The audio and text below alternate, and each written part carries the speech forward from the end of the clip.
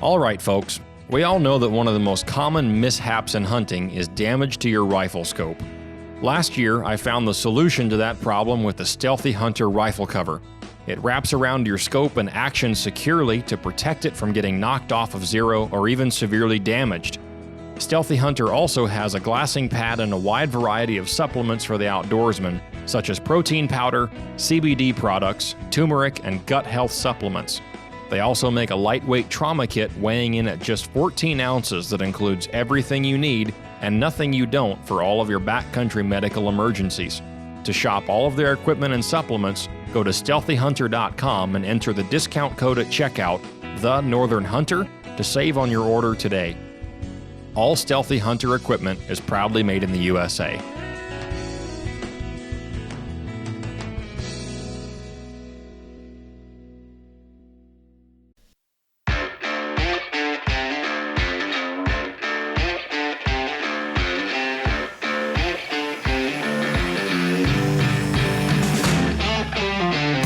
You're listening to the Northern Hunter Podcast, home of all things hunting, fishing, and outdoors in Alaska.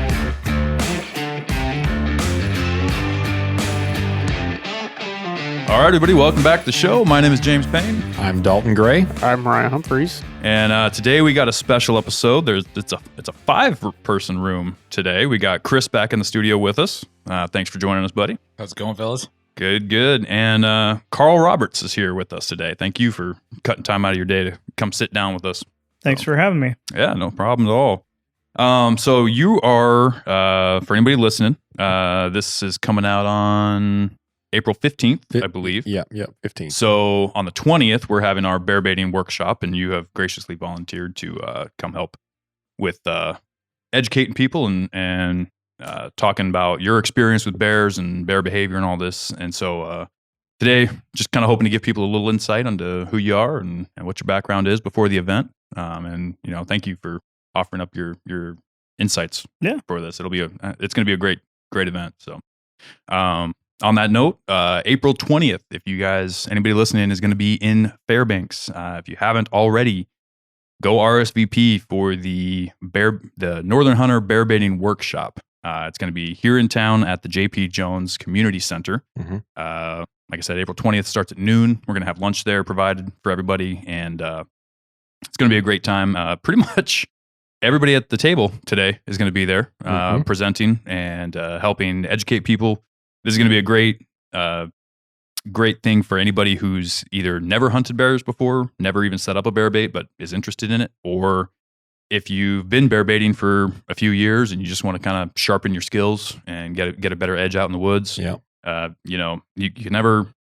One of the great things, I think we talked about this in the last episode, you never quit learning in the hunting world. And so, you can just come and meet other like-minded guys and gals just like yourself. Build a community, find other people that are interested in it. And that's, a lot of guys, especially that came up here the way I did, in the military and whatnot, you might kind of be alone in your endeavor, and you get to meet other people who are interested in the same thing, swap numbers, swap emails, stay in contact and be able to share information back and forth. That's how we all learn. You might meet your next hunting partner. Exactly.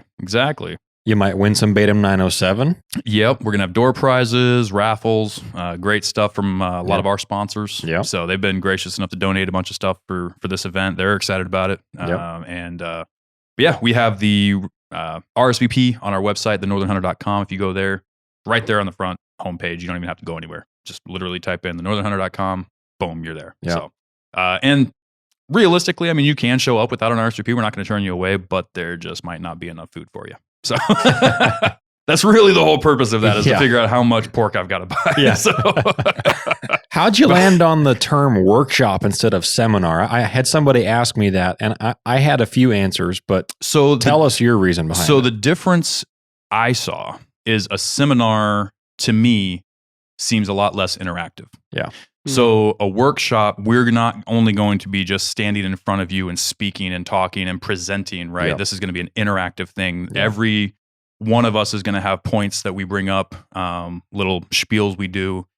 And after each one of those, you'll be able to ask us questions. We're going to have a panel question time where you can ask kind of open questions, anything you've been hanging on to the whole event that you just want to ask. And then we can go around the room and answer with each of our individual experiences. Part of it is, we've got Beta 907 stuff there Yep. for you to smell, Yep. for you to get experience with. We're going to be going over how to apply the things, how to, hang up yo-yos. I mean, that might not be natural to some people. Yeah. So it's more of an interactive thing. And that's Yeah. kind of why I went with the workshop, is because you show up and by the time you leave, you'll have what I would like to equate to as close to hands-on experience as you can get while being in town. Yeah. So, Yeah. we're not able to go out and mock up a bear bait for you to come out and see and all Right. that jazz. But Right. but yeah, it's going to be very interactive. If you are in the audience, you're part of Yeah. this whole thing. I like it. You're not just a bystander. I like it. Yep. And yeah, so we're really excited for that. But let's get into something that happened recently. The Board of Game Mm-hmm. finished up some stuff with their meetings this year, figuring out what our fate is for the future on several different things. And we are happy. As they do. Yeah. Yeah. And this year we got a lot of great things out of it. Some things to consider, some things people might have different opinions about, but I think a lot of this is really, really positive stuff that's going to help out quite a bit with population sizes and harvest numbers. Sorry. So let's just start off with this one. So the first one we have here is that all of the moose tags for at least 20B, and I believe this is, let me get back to my notes here, but this is 20C as well. But moose tags are changing from harvest ticket to registration tags. It's 20A, 20B, 20C, 20F, and 25C. That's right. It is all of 20, isn't it? Pretty much all of 20. Yeah. And I remember them much of talking about 20D, that. Yeah. Yeah, I remember them talking about that. Okay. A, B, that C, clarifies F, it. and 25C. Okay. And portions of D weren't listed in that same spot. It was Yeah, another yeah. part of a Yep. proposal, but yeah. Gotcha. Okay. Yep. But yeah, so it's not just going to be your, running to Sportsman's Warehouse and getting all your tags, harvest tickets over the counter. If you're hunting moose in one of those areas, it's going to become a registration tag. Mm-hmm. What's your feelings on that? I like it.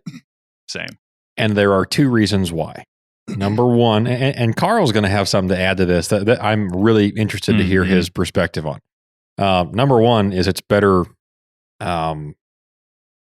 It's as close to live monitoring as you can get with a species, right? Without making it a draw permit, right? So Right. it's still free to anybody grab a registration permit.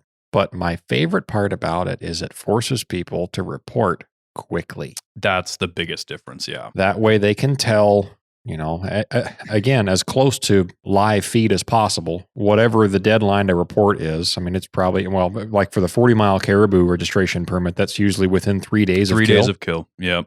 So moose, I mean, maybe 5 to 10 days at the most, Yeah. but still quick enough that they can get an idea very quickly Right. of how many moose are being shot, which then allows them, Mhm. if the moose are hurting that bad, if a ton of them are getting shot, then they can shut it down on emergency order. Right.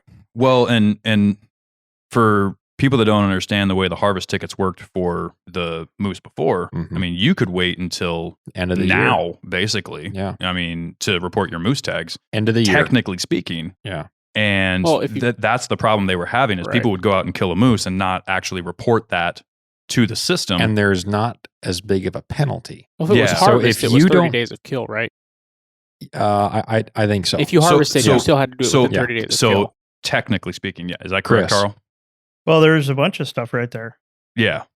Technically, legally, you have to report within 15 days of kill on a Okay. harvest ticket. Okay, So if right, you yeah. didn't, you were violating anyway. Right. So either way, that would be a violation if I Okay. showed up to get Mhm. my moose harvest for next year and I had my old ones and I handed over and say, I killed a moose.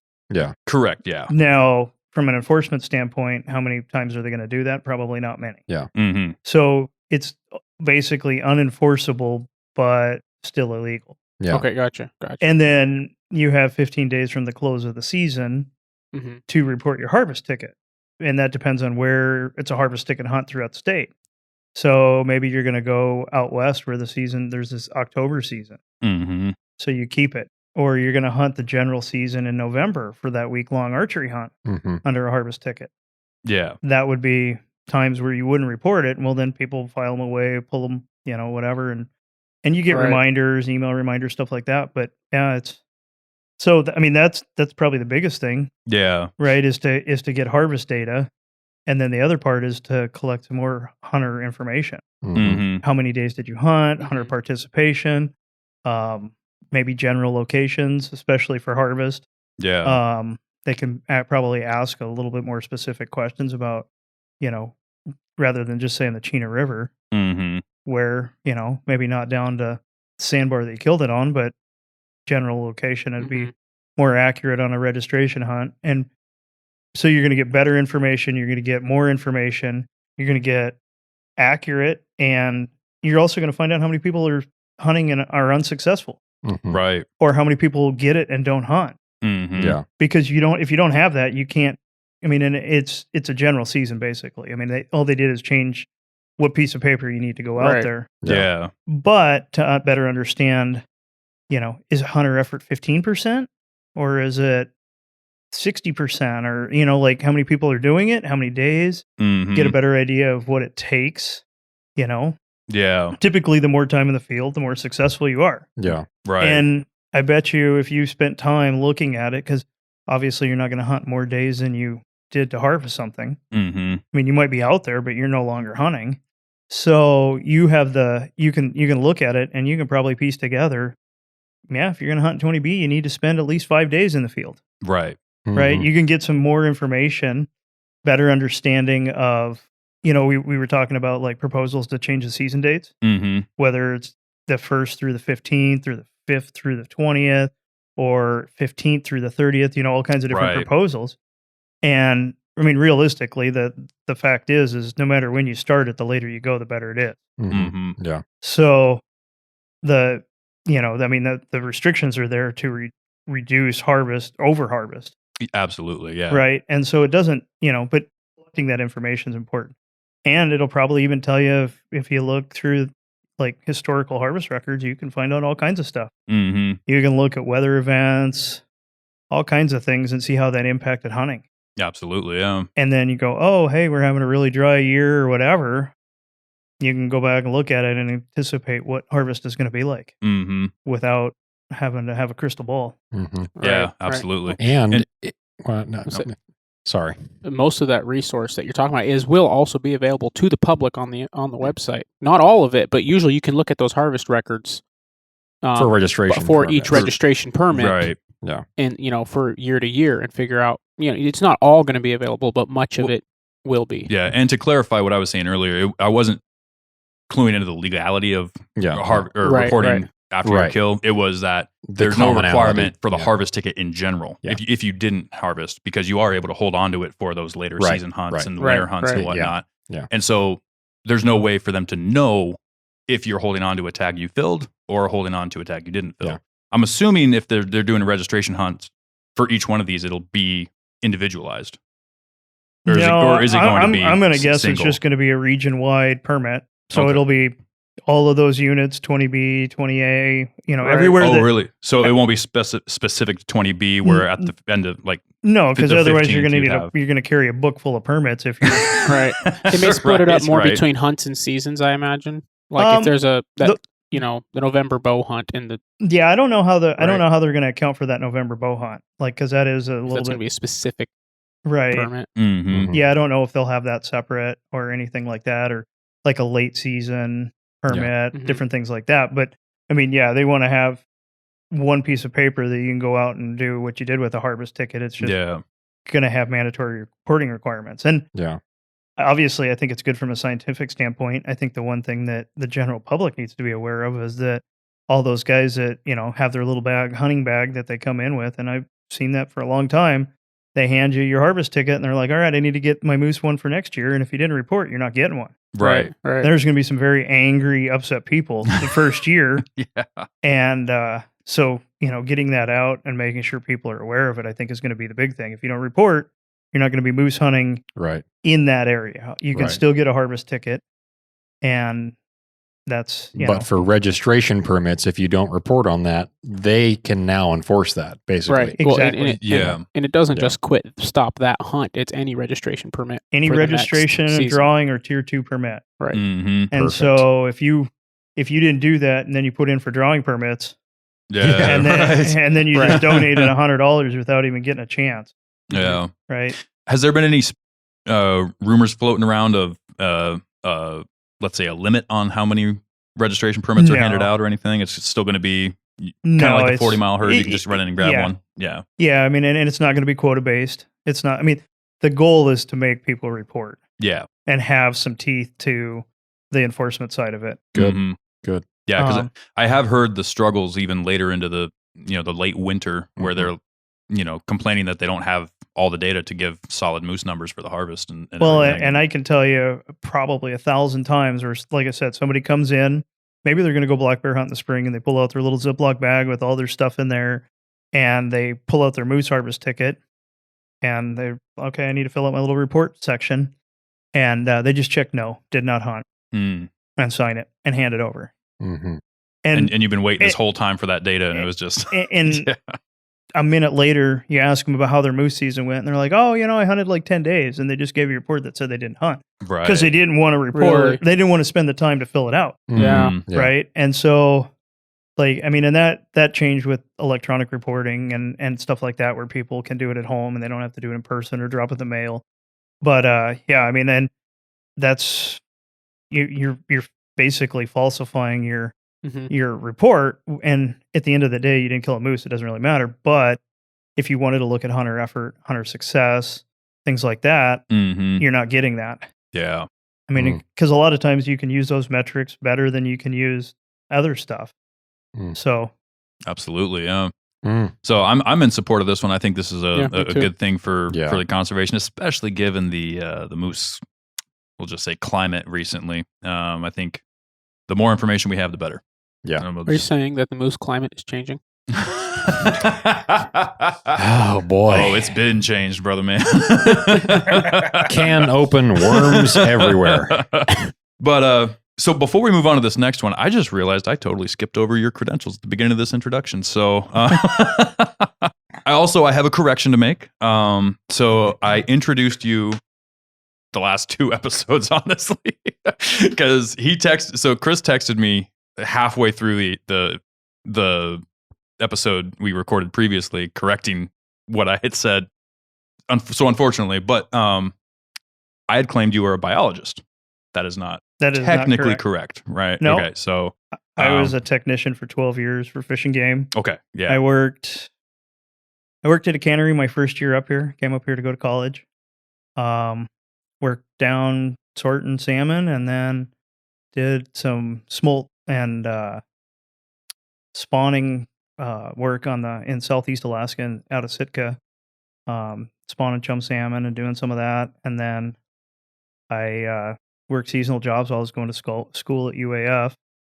Got a degree in wildlife, got a degree in fisheries, working on my master's in fish, wildlife, and conservation biology from the University of Colorado. okay. Or Colorado. They would be offended by that. Colorado State.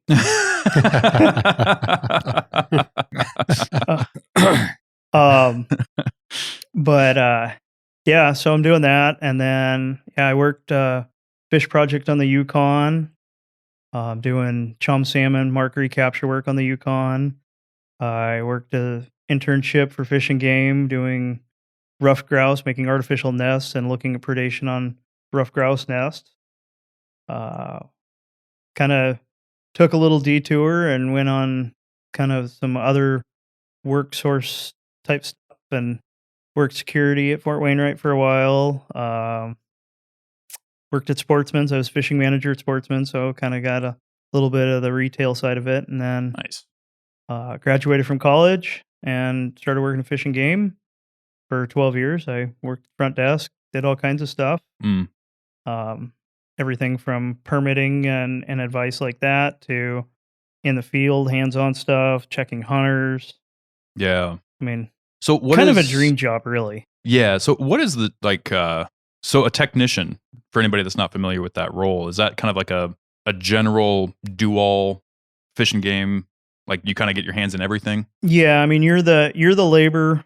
A lot of times biologists will offer up, hey, we want to figure this out, or we need this. And So you might be diving into data and sorting data for them and pulling that apart. Really, the technicians that worked up front with me were the folks that interacted with the public day in and day out, issuing permits, advice, sealing bears, fur bearers, doing that stuff. Where you're collecting harvest data on that, doing stuff with the harvest tickets, some different stuff like that, and then obviously field work, and primarily it was all surveys. Yeah.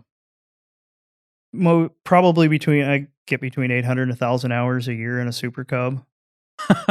Nice. That's a lot of hours. I mean, that's that's half a work year, 40-hour week. Yeah.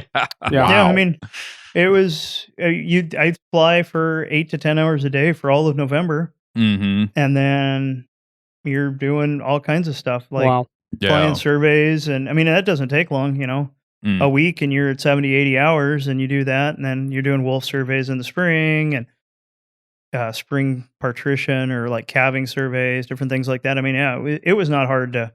There were times I'd fly up. I mean, I did a project in Barter Island on the North Slope where we were looking at porcupine caribou, and I'd fly up there for 2 weeks, come back for 2 weeks, fly up there for 2 weeks. I'm hoping you didn't fly to Barter Island in a Cub. Oh yeah, really? Oh yeah. How long of a flight was that? Long. Yeah. I mean, we had the tail wheel fell off in Arctic Village. On landing or takeoff? Landing. Okay, that's good. That's good. You come in and land, and you hear this big thud, and he goes, "That's not good." And you look out the window, and your tail wheel goes screaming by you. Oh man. Yeah.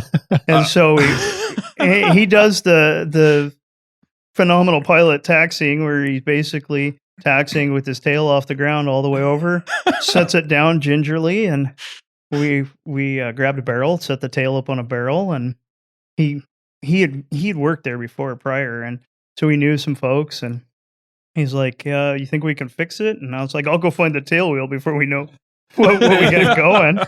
So he found somebody, and they went and picked him up, and scrounged up some bolts. I mean, an Arctic Village is probably, I don't know, 200 people, maybe. Yeah. And so yeah, he comes back with a coffee can full of bolts and nuts, and nice. And I had the tail wheel, and I was just kind of sitting there, and yeah, I mean the bolt just sheared, so it wasn't a big deal, but yeah, so we start looking, and we find a suitable bolt, and of course there was no lock nut for it, and we found so yeah, I remember we took a hacksaw and cut off the bolt because it was too long, and then put some wire on there and kind of wailed on it with a hammer so the threads couldn't back out. I mean, it's essentially a lock nut, same thing. Just yeah, basically custom. And you slap it and say, that ain't going nowhere. Yeah. Can't back out if it's cross-threaded. Right? Yeah. It's free Loctite. And so, yeah, so then we flew on back up there, and it was actually kind of a rough project. We had some folks that were not very thrilled with us being up there working, and there had been some discontent with how because the U.S. Fish and Wildlife Service is primarily up there, and there had been some kind of miscommunication, and we were the target of a lot of anxiety and anger towards. And we were staying in the Fish and Wildlife Service bunkhouse, and they were unhappy, and yeah, I mean we dealt with some people that wanted us to leave and different things like that, but yeah, and I mean it was kind of scary flying. I mean there's high probability of you're flying at 400, 500, 600 feet for hours on end. Oh yeah, you're landing in these little, like, they're dew line sites is what they are, the old radar sites along the Arctic Ocean. And so we would land, and we had fuel there, and I mean half the time you were pouring out a water bottle full of water out of every 5 gallons of gas that you got. And, so, logistically, I mean, that's one of the biggest challenges, but yeah, that was a fun project. Back and forth. And that's gotta be a 6 flight up there. about right. Yeah. Yeah. Yeah, I mean, Wow. I think the longest day I ever had was 22 and a half hours in a Cub. Oh my. Man. Wow. We flew, it was, I don't know, 2-3 years after they released the wood bison. And I was flying with a former biologist that had retired and kind of gone on to do other stuff, but he still did contract work. And so we flew from Fairbanks to McGrath, and then we took on fuel in McGrath, threw in a bunch of gas cans in the back, flew out to Sleep Mute, unloaded all the gas cans, would be light enough to maneuver and do stuff, and then got out a digital camera and took a bunch of pictures of all the wood bison, and we had radio tracking gear so we could find the radio collar bison, but we knew how many there were supposed to be versus how many there were. Mm. And so we ended up finding a bunch of groups that didn't have collars in the group and gave some locations, and eventually they were going to try and get collars on those so they can keep tabs on all the bison. But so that was, I don't know how many hours we spent there, landed, poured in all that fuel, flew to McGrath, and then flew back to Fairbanks. Wow. Did you have to get like a catheter and go out the window or something like that? Like a camel. My goodness. Wow. Yeah, don't hydrate before that flight. I'll tell you that. But the great examples though, because just wanted to point out before we go any farther into these reg changes and whatnot. You have extensive experience in this procedure in this world. And so that's the background you're coming to this from. Yeah. So yeah, and definitely like as far as the regulations and stuff goes, that was my day-to-day job, was helping people understand them. And I might have gotten in trouble a time or two for things. I won't name the individual, but he came in and threw a regulation book down right on my desk and started yelling at me about, he'd got his second citation, yelled at me and said, I have 14 years of higher education and I don't understand it. And I kind of turned around and I wasn't having a real great day. And I said, well, you might want to ask for your money back then, because I got 6 years and I get it.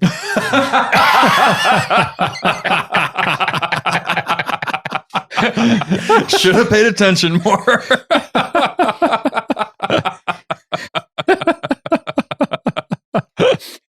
Oh, that's funny. I love it. Was it even complicated stuff, or was it? Yes and no. We actually ended up developing a pretty good working relationship. He just couldn't pick up a set of hunting regulations and read it and draw a map in his head of where it was supposed to be. And so we worked through some of the tools that were available and got it sorted out for him. But yeah. I got 6 years and I get it. That's I love good. that. Yeah. That's funny. You might want to ask for your money back. Right. That's funny. All right. Well, hey, Dalton, you want to take this next one here? This is my favorite one, James. Mm-hmm. Proposal. I think it's all of our favorite one, honestly. Proposal 182. Lengthen the brown/grizzly bear season in units 20A, 20B, and 25C for residents and non-residents by 2 weeks to close on June the 15th. Mm-hmm.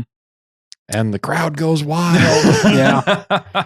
How long have people been asking for that? I was going to say, ever since I started bear baiting, people in the Fairbanks area. From well before that, too. How come we can't shoot grizzly bears into June? That's when they get hot on the baits anyway. What's wrong? The next push is June 30th. Yeah, that's our next. Honestly, that's so our next. we got to go in phases though. That one was proposed, but their response to it, that response to lengthen it to June 30th, they said reference proposal 182. So they took no action on the lengthen it to the end of June, and they said, hey, we already gave you 2 weeks. Let's just see how this goes, basically. Yeah, but a few years of the 2 weeks it added and you know show some data. Right. You know, maybe two more weeks wouldn't destroy the population or anything like that. Yeah, can't have overharvest of the grizzlies around here. That's going to take a long time to let go of the old ways. Right. I could shoot this thing, right? Yeah. No kidding. Just ingrained in you. That's funny. It might take some pressure off some other areas too. I think it probably will. Guys being willing to because there's spots out of town that are just, you've got these certain spots that are just slammed. And now if guys know they can shoot grizzlies here, they're a lot more likely to not drive that extra few hours or whatever, right? Well, for me, what it does is it loosens up the I guess you could call it the competition factor of the bears here locally. Yeah. You know, I mean, baiting where you can realistically get there in a work night. Yeah. Because, you know, a lot of what people worry about is they might get out there and set their bait station in early May or late April if they're fortunate enough, right? Last couple of years it hasn't really been that way, but and then maybe you have a bunch of black bears on your bait. Then as soon as the end of May rolls around, Memorial Day comes, grizzly bears take over. You know, and it's been known to happen, and they come and all of a sudden they're on the bait and they're pushing the black bears out. Yeah, and you're sitting there unable to really do anything about it other than, you know, bear spray and whatnot, or pack up and leave. And and you know, we talked about, you know, before, letting it run dry for a little bit, let them wander off, and then hope the black bears come back in. There's all sorts of things you can do, right? I mean, it's not a they usually move on, but by that point they're so active that they're just covering tons of ground, and you're getting new ones and revisits. You got a dozen grizzly bears in a week, and and so it kind of loosens up that where, you know, if you've got one coming in that's, you know, just sitting there mowing down on hundreds of pounds of dog food. I think Mo and I went through 400 or 500 pounds in a week one time. Good night. Yeah. Yeah. We had a village of grizzly bears in there. That was back when we could get it cheap. Yeah. Yeah. That was back before it was $25 a bag for old Roy. Right. What's your thoughts, Carl? You think 2 weeks is enough, or you think they should push to the 30s eventually? I think it's a smart move. Yeah. You know, anecdotally, because we don't really have any firm science that there's more grizzly bears now than there was. Right? There's not really a good way to know how many grizzly bears are out there, but people are saying they see more bears, and, you know, it's kind of one of those things. I mean, without it, there's a little bit of bias there in terms of hunters and everything like that, right? And I think that it's kind of a good middle ground step. I mean, because there is concern that they're going to over harvest bears in some areas, you know, and grizzly bears are a little longer to reproduce than black bears, and so there's some risk of over harvest versus black bears, and from a biological standpoint, you know, it's like the first year of life, second year of life thing with grizzly bears. You don't have that with black bears, right, and so that's kind of the deal, right? And so they're a little slower to reproduce, and so you can over harvest easier. Is there any kind of a definitive research on, like, number of cubs on average, like where grizzlies maybe produce fewer than black bears, or is it pretty on par? No, the biggest thing with bears is it's hard to survey them. Yeah. Right. Yeah, I mean, true. you get, I mean, and I've done some of that work. I've done bear surveys, you know, done bear predator control, and you really have a short window in the spring, like a really short 2 week, 3 week, depends on where you're at, window, where you can, at least with aerial surveys, where there's not a lot of vegetation in the trees, leaves haven't bud out yet, everything like that, and the bears are active. Yeah. And so you've got this short window, and then you got to spend a lot of money, a lot of manpower, and a lot of time to do it, to figure out how many bears you got. Yeah. And so there aren't really any good estimates. And there, you know, like one of the projects that I worked on was that where we were talking about the grizzly bear, or the bear baits, where we ran, and it was well north of 150 baits, and they weren't anything special. It was a bunch of brush with some stinky liquid poured over the brush. 50 baits. And we were running it with a helicopter, and we had like scent rags that we would put up, and every week we would put up a new one. And we had, it was, I think, 30 meter, something like that, strand of barbed wire that went around, and we hung it just kind of right where you'd not want to get hung up, right, just above your knee. And the idea is the bears would come and investigate, and they'd either go over or under that barbed wire, snag up, we'd collect hair. Yeah. And then we'd go burn it all off, take a torch and go all the way around. And then they did a mark recapture with DNA to do a bear estimate. Gotcha. And so, yeah, and it went on pretty much all, like, I think May through June every week. And you had, and there were like 2 crews, and you'd be hopscotching with a helicopter. So you'd land, and then while you were doing your thing in there, getting everything done, they'd pick up another crew and move them. And so they were kind of going back and forth. But yeah, it was like 5 mile blocks. And it was the military. The military. It was all in 20A in South Tan on the river there. Okay. And they wanted to know how many bears are out there, and there's not really a good way to get an estimate. Right. And so that was a thought that they wanted to try, and so that was kind of the pilot program. And I mean, it wasn't in terms of like the science was all there, everything was there. It was just, is this really going to work for us? Yeah. Yeah. And so there's not really a good way to get a bear number. So the things that you look at are harvest data. You look at bear skull size. Is it increasing? Is it decreasing? Is there any observable change? I mean, if you're seeing it consistently decreasing, you know that you're probably shooting younger and younger bears, right? They're not getting fully mature. Right. You know, you can look at some different things like that. You know, your boar to sow. How many boars are you killing? How many sows are you killing? Different components of that. And so right now, that's the only way to do it is through harvest data. Like gotcha. Looking at it in reverse. And so taking incremental steps to figure out what it is. And, you know, maybe eventually you figure out that, hey, you know, this is the limit or this is the threshold.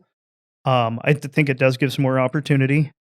And I'll probably talk more about it in the seminar, but you can generally expect bears to disappear at the end of May, no matter where you go. And there's a pretty good reason for that. Yeah. I mean, everybody's got a theory, but based on what we know about bear predation on moose calves, right. At the peak of moose calving, bears are thinking about something else. Yeah. So yeah, dog food looks a little less attractive.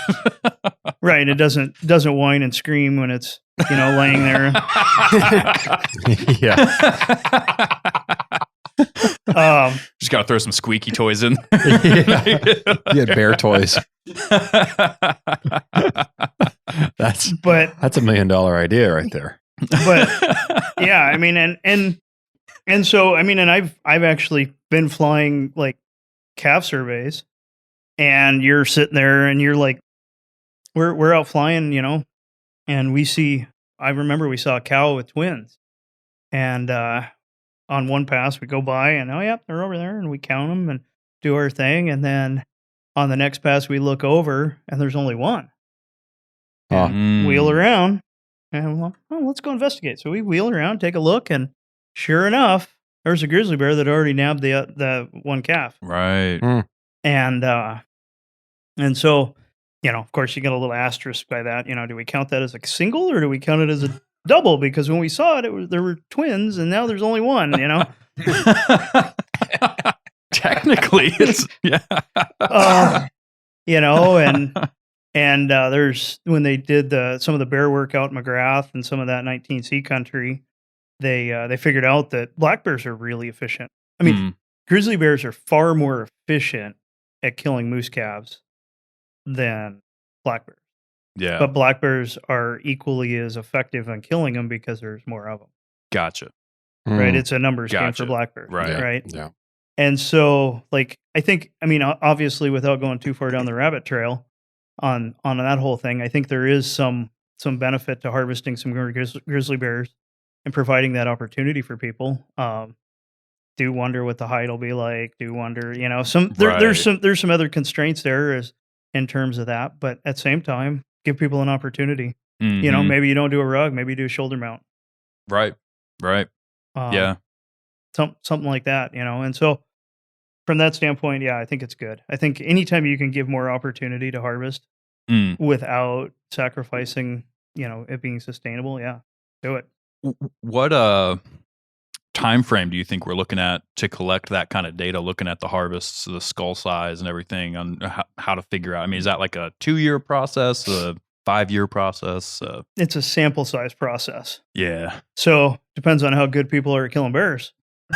True. Yeah, true. That kind of leads into a question I was thinking about with that is how many bears how many grizzly bears in these areas that they're finally expanding the dates on were hunters taking over baits in that time period? Because I know I have tried and I've given up because grizzly bears show up 2 days before the season ends in most of those kinds of areas. Yeah. Right. Well, and that really depends. I mean, it's going to depend on everything from, you know, do you go back to your old baits where you had grizzly bears? You know, I mean, and the grizzly bear harvest is pretty low. And that's always kind of been the way it was. And then they started with I don't know if 20E started it, but I know 20E had the grizzly bear bag limit, and you could shoot them over bait, and it was pretty underwhelming. And the biologist that was down there at the time, when we spent a bunch of time talking about it, and he just felt like it was too hard to get grizzly bears to pattern like black bears do, where you can set your watch by when they come in. So they that's part of it. I think it's going to depend on how people do it. And without going too far, I mean, there's other guys out there that have killed a lot of bears over bait, and grizzly bears over bait specifically, and they'll tell you there's some common patterns and things that you have to do, and if people do that, there's probably some good advice out there about, and I think the biggest one is they don't stick around. Right, yeah. They're passing through. They may hang out, get fat, and move on. 3 days, yeah, and then they're gone. So if you're doing that and you think you got a grizzly bear, you probably should be hunting it pretty quick. Right. And so if that's something people have the availability to do, it might be good. But I don't know. I mean, I don't know that it'll probably won't change it too much, honestly. Yeah, and that's what I like about it is I don't think it's going to necessarily. I mean, there's definitely areas in 20B and where you could target specifically grizzly bears.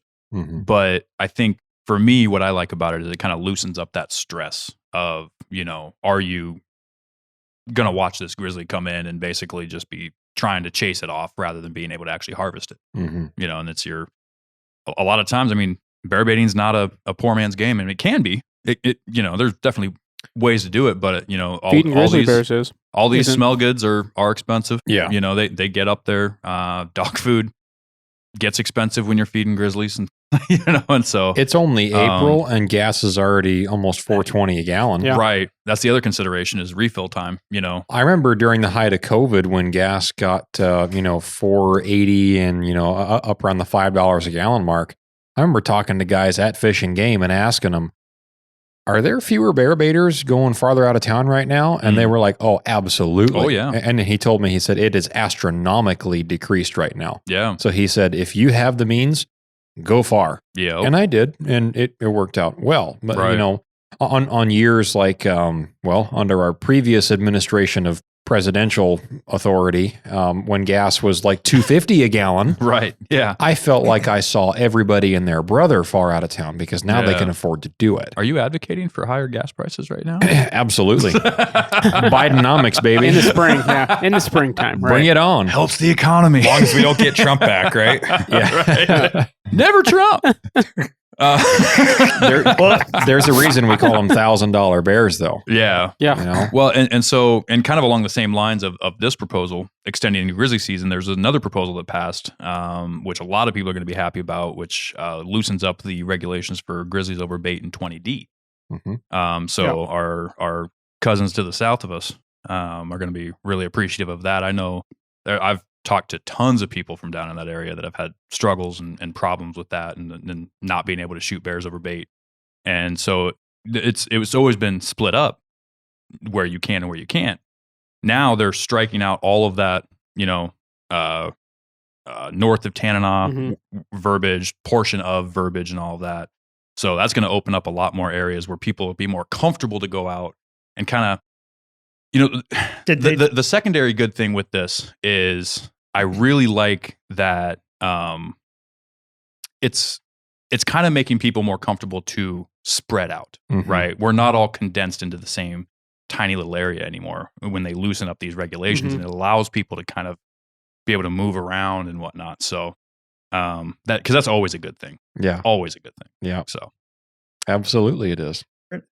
Right. You start where there's limited or more limited access, right? I mean, there's some places you can get into without going across the Tanana, and just to get a feel for it. Right. And see how much, see if local folks that have been doing this are going to go and change their baiting,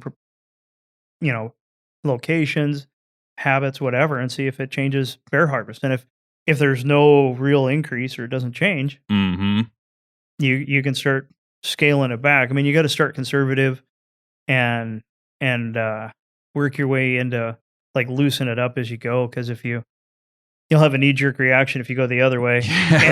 And usually that it exceeds the necessary tools or, whatever, however you want to say that. But it'll exceed it'll exceed what you should have done. Your actions should have been a little scaled back. And so I think being conservative in how you do it is a far better approach. Absolutely. Yeah. You don't want to just open the floodgates wide open. No. All right. You want to grab this next one? Yes, More sir. up your alley. Yeah. It's Proposal 131. It says allocate 10% of the Delta controlled use area sheep drawing permits to non-residents. Mm-hmm. I don't really have much of an opinion about it. I think there's probably a lot of demand for it from non-residents. Sure. And, Delta is one of those units where it doesn't have to be a $40,000 Dell sheep hunt.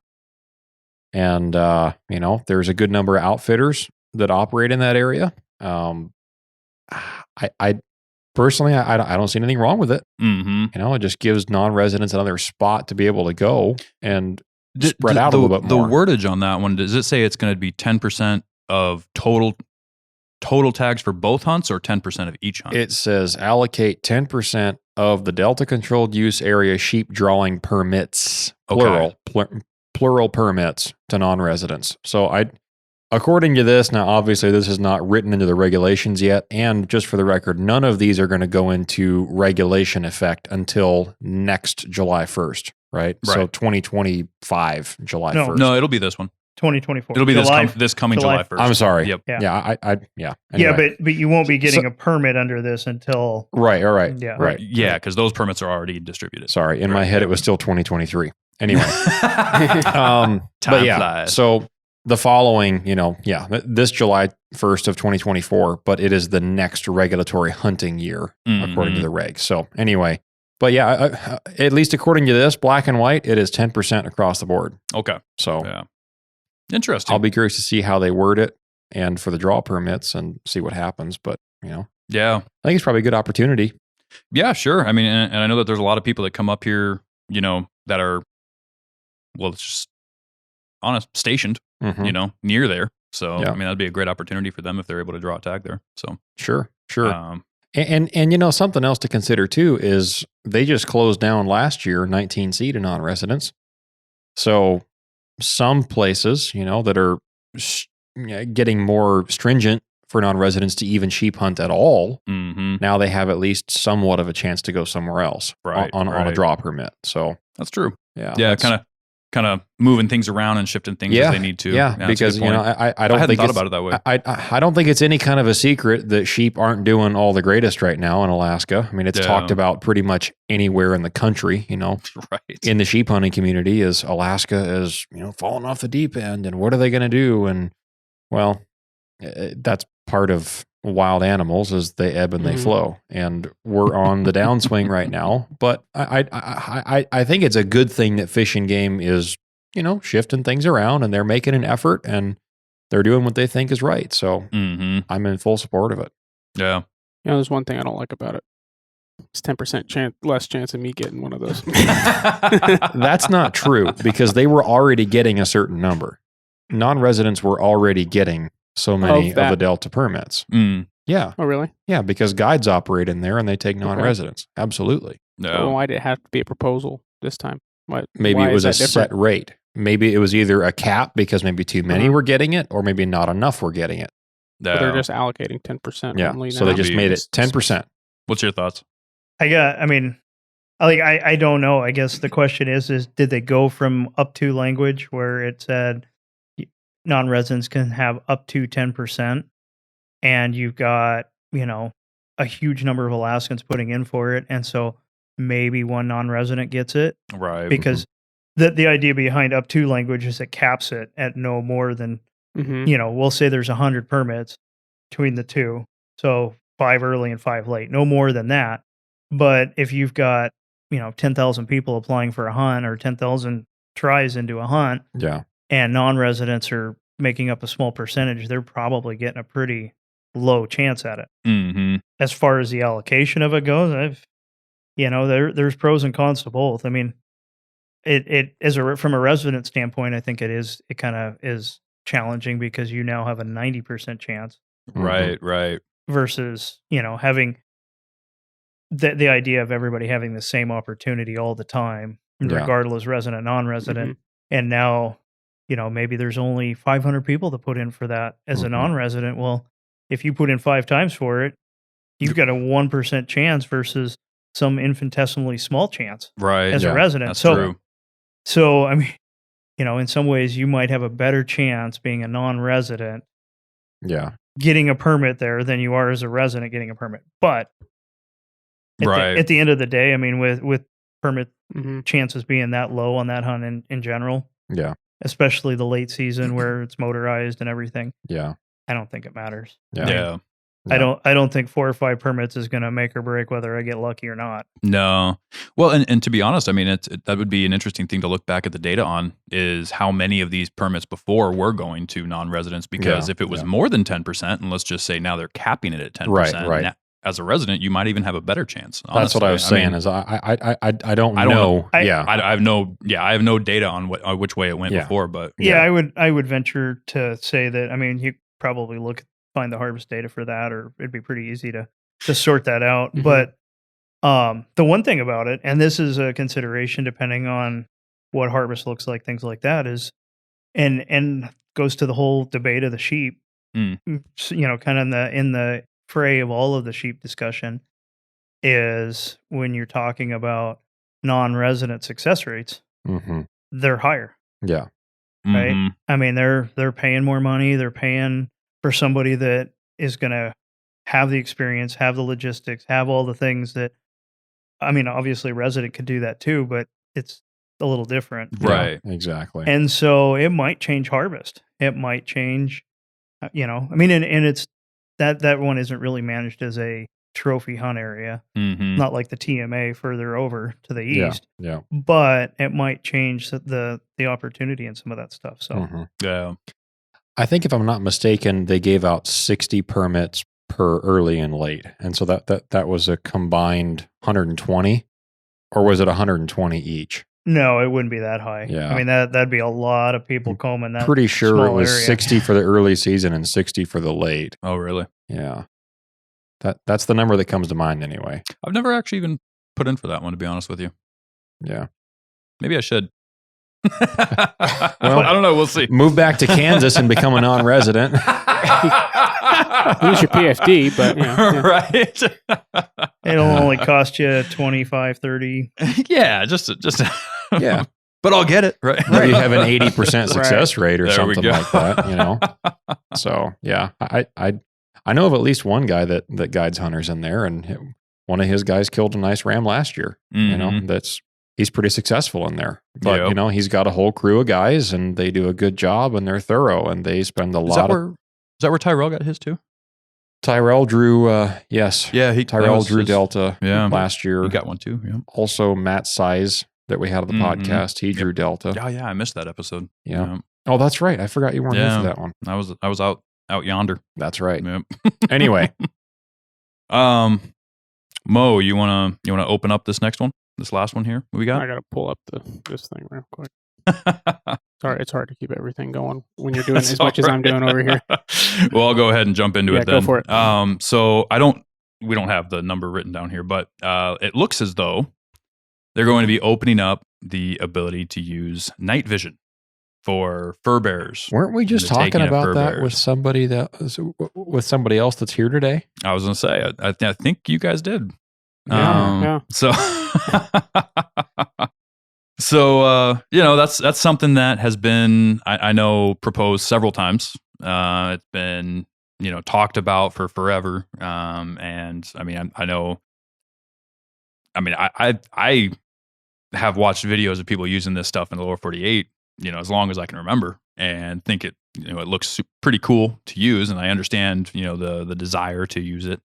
Are you seeing primarily night vision or thermal that's being used in the lower 48? It really depends on region. And I mean, and honestly, who you're even watching, because some channels are very loyal to one or the other. But it pretty much seems to be okay. It just seems to be an individual decision. Yeah. So whichever one they think works best for them. Chris, I wasn't here to hear your opinion last time. So this kind of affects a lot of, I mean, you're definitely out there all winter long, chasing fur bears around and whatnot. What's your opinions on how this will change the game? I don't know. I got a mixed opinion on it. I like the idea of having more freedom and more opportunity, but there's, with anything, there's potential drawbacks, and those are debatable. But I guess if it's not being abused, it can be a potentially useful tool. Yeah, and as long as it doesn't, people aren't misusing it. Right. Yeah, there's a lot to cover when it comes to this topic. It's a deep rabbit hole. It can be for sure. Yeah. So I look at it this way: like, it gives me a legitimate reason beyond just wanting it to get some sort of night vision optic for a rifle, right? True. Yeah. Right. You actually have an excuse. It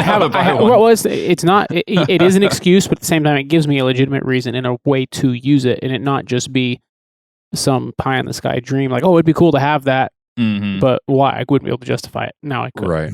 It's true. Quite an investment. Also. Right. Exactly. It's just not going and buying your high-end, Leopold, and yeah, they're spendy. I mean, and I think I mentioned it last episode. You're not scanning with your optic. You have a monocular or nods or whatever that's independent of your main optic, where you're scanning, and there's a lot of other things too. You can skip over skill, and I'm that part of it isn't relevant to the legality or whatever or the ethics, but I think a lot of guys are going to get very excited for a very big disappointment. Yeah.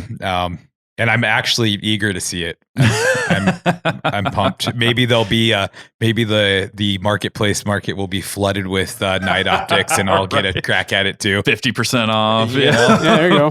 All the broken hearts. Yeah, exactly. Realize that the batteries go dead when it's -50. Well, and and I think some of whatever.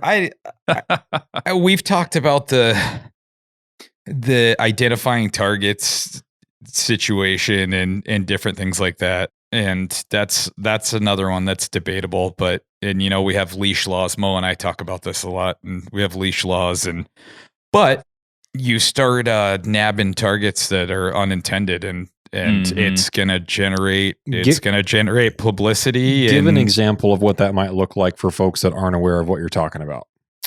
If you kind of look into some of this stuff, I think a lot of people have James would actually have some great insight to this because of his previous profession. But I think a lot of people are under the impression that, you use one of these optics and it's very easy to identify key features, and, this stuff can be really hard to use. Yeah. It's a very attractive idea. It's a very exciting idea, but there's a lot of resource that you can check out where guys are having a hard time identifying targets. There's other states that have passed these laws where they're looking at pulling some of these privileges because it's generated issues. Well, and what happens is, if you've never seen what the images look like through these optics, you get basically an exceptionally dark background. You have almost no features whatsoever, and then you just see a white blur. Yeah. Now the white blur will have some features to it, right? You'll be able to see ears, you'll be able to see the silhouette, you'll be able to see, identify cat from dog and such like that. Like those things, and you see a lot of this with like hog hunters, right? It's pretty easy to tell a hog from someone's neighborhood dog. They're very uniquely shaped in comparison to other animals. Where I think it could get really confusing is in a state like Alaska where there's multiple canine species. Yeah. Because when you're looking through these optics, you're looking at a digital screen. You're going to lose a lot of your depth perception. You're going to lose a lot of your size, ability to gauge size over distance. Yeah.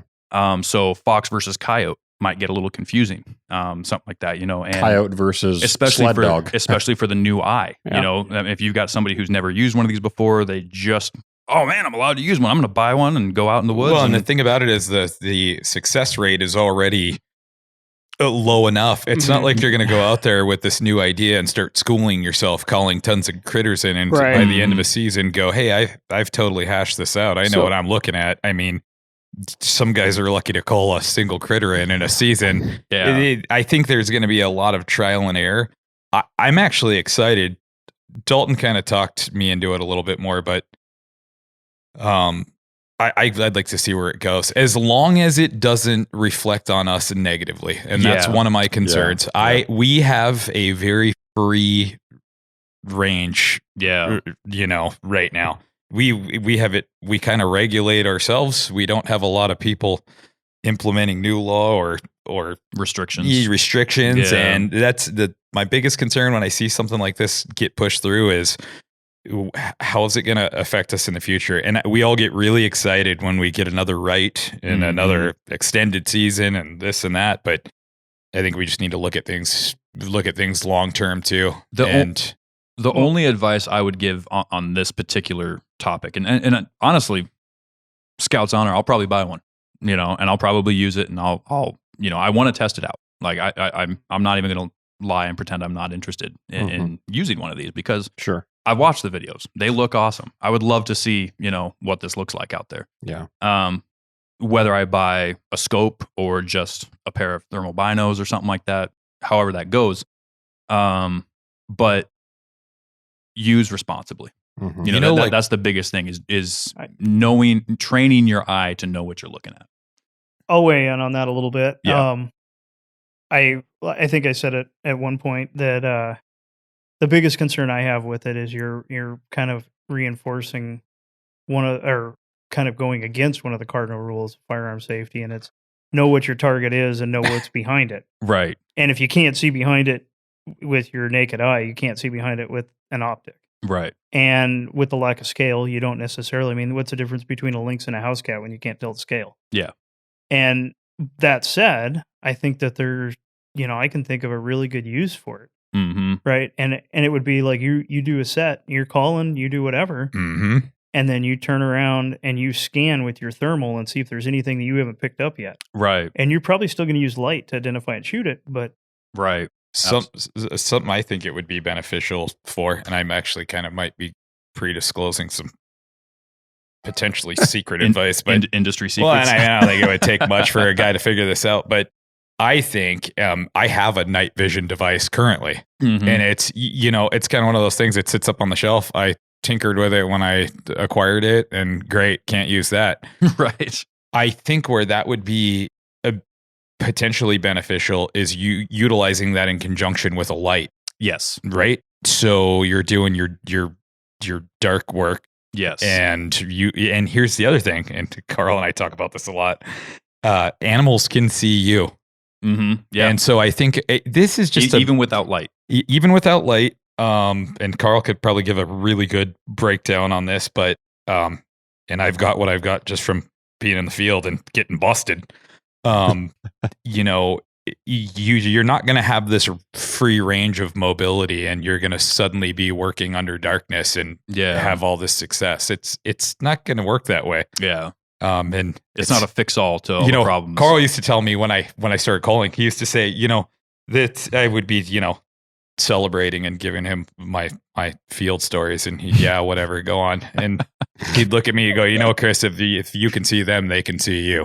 Mm. And I mean, that's the deal. It's a fun idea. Yeah. It's a novel idea. Yeah. But there's a lot more that, and I hear these guys say, they'll use the argument of, well, what if a guy's not good at calling with light? You're probably not going to be very good at calling with night vision.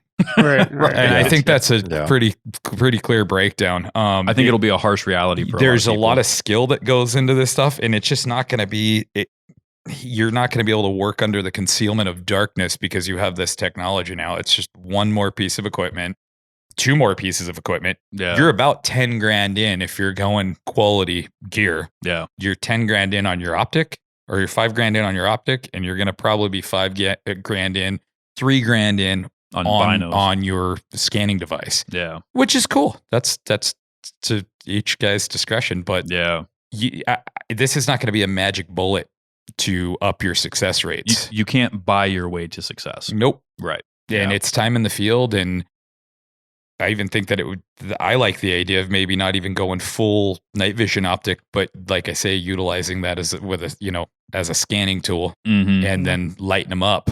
Yeah, you watch it next winter. Chris is going to be in here. He'll have bought all the great gear because he'll love it so much. Yeah.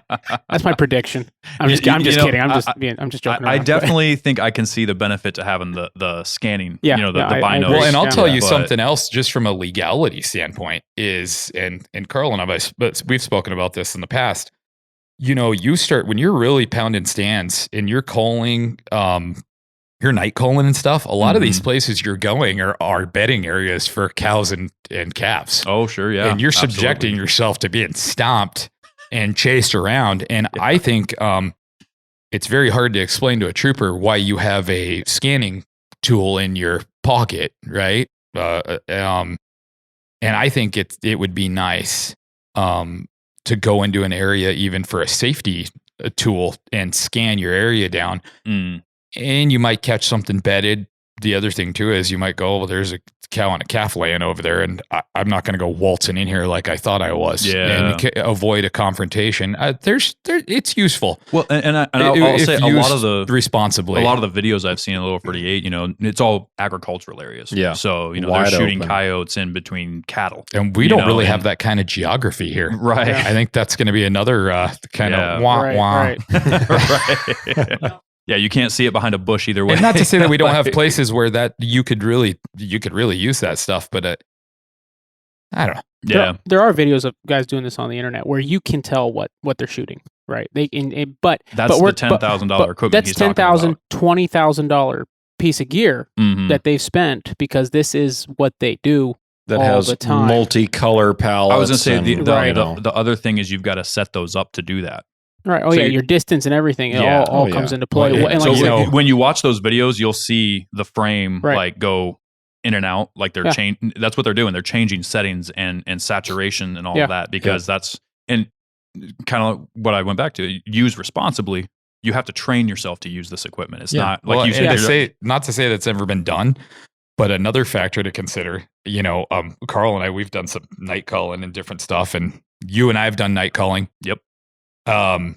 Subjecting this technology to these extremes and these elements. And that's not something that there's a lot of resource on. We haven't really done that yet. See how they work at -30. Right. and there's some other stuff too. Your breath. So when you're utilizing lights, Carl taught me a lot about utilizing lights. And one of the first things and he had mentioned this, you start breathing, you start casting shadows in front of your lights. And it's amazing what a killer that can be. Yeah. And you start breathing in front of that optic, and guess what's going to happen? You're going to get an obscured view of what you're trying to look at. Yeah. And I mean, I think we're to that point in time where we're going to explore this. So we might as well strap in and enjoy it. Right. It's going to be exciting. And my biggest thing is that we don't lose opportunity or rights in the future. Yeah.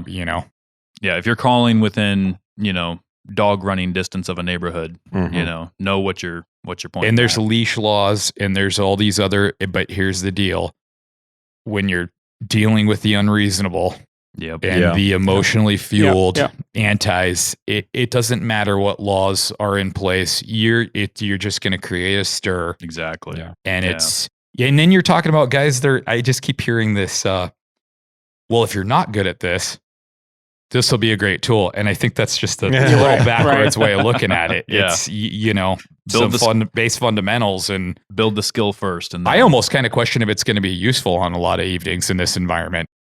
And I think, that'll come to light. But yeah, I was able to find it in the proposals. It is number 52. 52. Yeah. For anybody looking. Yep. And that's for the interior region of these proposals. Right. And we're just looking at all the proposals, whether or not they were passed, and the brief description of it. You can find in the proposal book on the internet the actual breakdown of each proposal in detail. Yeah. And then you can look at this and see how it was amended, if it was and when it was passed and all that. Yep. Well, these are just a few of the many changes that are coming down the pipeline. So if you're interested in that, go to Fish and Game's website. You can find them there. Look into everything. And this process takes place every year. Proposals go in. They address, things people want changed and figure out if they're going to do it or not. So make sure you're taking part in that. But let's take a quick break. All right, folks. We all know that one of the most common mishaps in hunting is damage to your rifle scope. Last year, I found the solution to that problem with the Stealthy Hunter rifle cover. It wraps around your scope and actions securely to protect it from getting knocked off of zero or even severely damaged. Stealthy Hunter also has a glassing pad and a wide variety of supplements for the outdoorsman, such as protein powder, CBD products, turmeric, and gut health supplements.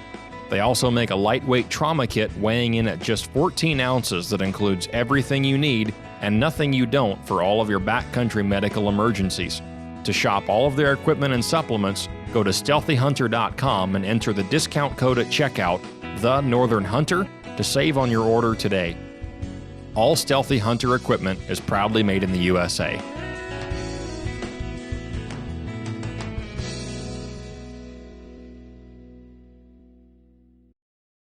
All right. So circling back kind of just to your experience there, Carl.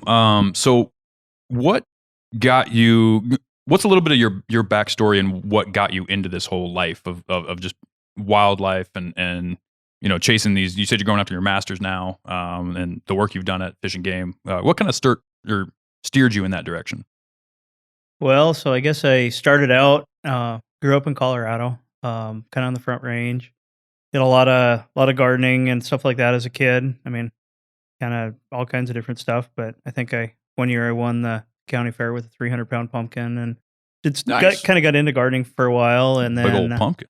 And then I would do a fishing trip every year. My dad and I would drive from Colorado, basically follow US 287 all the way into Canada, and just fish all along the way, and do some different stuff. I mean, I remember doing that for, I don't know, like 7-8 years. We did that every like July, sometime in that time frame. And so then kind of got into high school, and one of my really good friends, football coach's son, we became real close, and we started waterfowl hunting together. And I remember my senior year of high school, I had limited number of classes, and we had the same schedule so that we could leave early on days and go hunting. And I think my senior year of high school, we shot 1,000 geese. Really? Yeah, between like Wow. 7 or 8 of us, we killed 1,000 geese. And then I love how casually you say that. Yeah. Yeah. I mean, it was, so we did a lot of hunting. We got some good stories. Kind of developed my fear of bungee cords then. If he ever hears this, he'll die laughing because I got knocked unconscious with a bungee cord. Oh, wow. I've been close to it. Yeah, losing by the head. But We snuck out. We didn't really sneak out. We told everybody that we were going to go hunting, and then we decided we were going to drive way out to eastern Colorado. So we were kind of based within about 50 miles of Denver area, and we went like 150 miles, and out in the middle of nowhere. And I had an old ranchero, and we had decoys just piled in this thing, and we were going to go shoot some ducks. And we're looking around, and we're like, oh, this doesn't look too bad. And we got out to go scope out some open water. Everything was frozen, and there was an inlet stream that came into this place, and there was a big open pool, and we could see ducks as we were driving around. We could see them just piling in there, like 5, 10, 15, 20 at a time.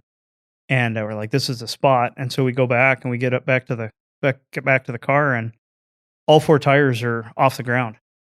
Like the thing is resting on the frame. Oh no. And what had happened is it was a reservoir, and they've been draining water out of it, and it eroded away underneath the bank. Oh no. And so where the weight was, it just fell through. And Man. and of course it's frozen, rock solid mud.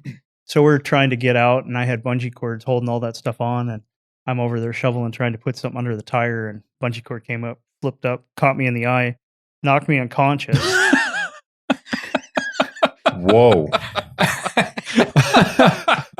And And I wake up to him shaking me, like, and I, like I can see red all over my eye, like, and he's like, wake up, my mom's never gonna let me go hunting again.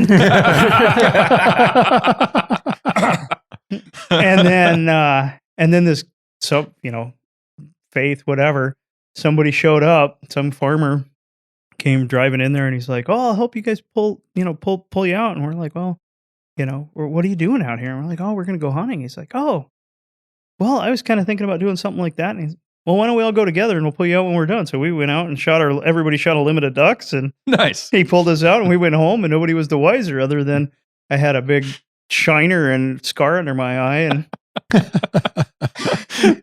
So you use ratchet straps now? yes, I have a healthy respect for bungee cords. And so, yeah, that was the start of the adventure. And then I couldn't decide what I wanted to do. I was, at one point I thought I wanted to be a doctor. I got accepted into a pre-med program. Wow. And I went, did a pre-medical thing in UC Berkeley. And, 17-year-old kid walking down Haight-Ashbury in San Francisco. And there, like the number one rule was you couldn't go there. And I didn't know. I showed up, got my hotel room. I was like, hey, I'm going to go for a walk, and go walk down there. And I'm like, well, this is different, And so, yeah. And then I ended up, I don't know, watching, I think I saw 4 open heart surgeries while I was there, like watched them, crack chest open, do everything. And kind of decided that maybe medicine wasn't for me. Yeah. Everybody else is talking about the cool stuff they saw, and I'm like, yeah, I saw that, and that not really something I want to dedicate the next 15 years of my life to. Yeah.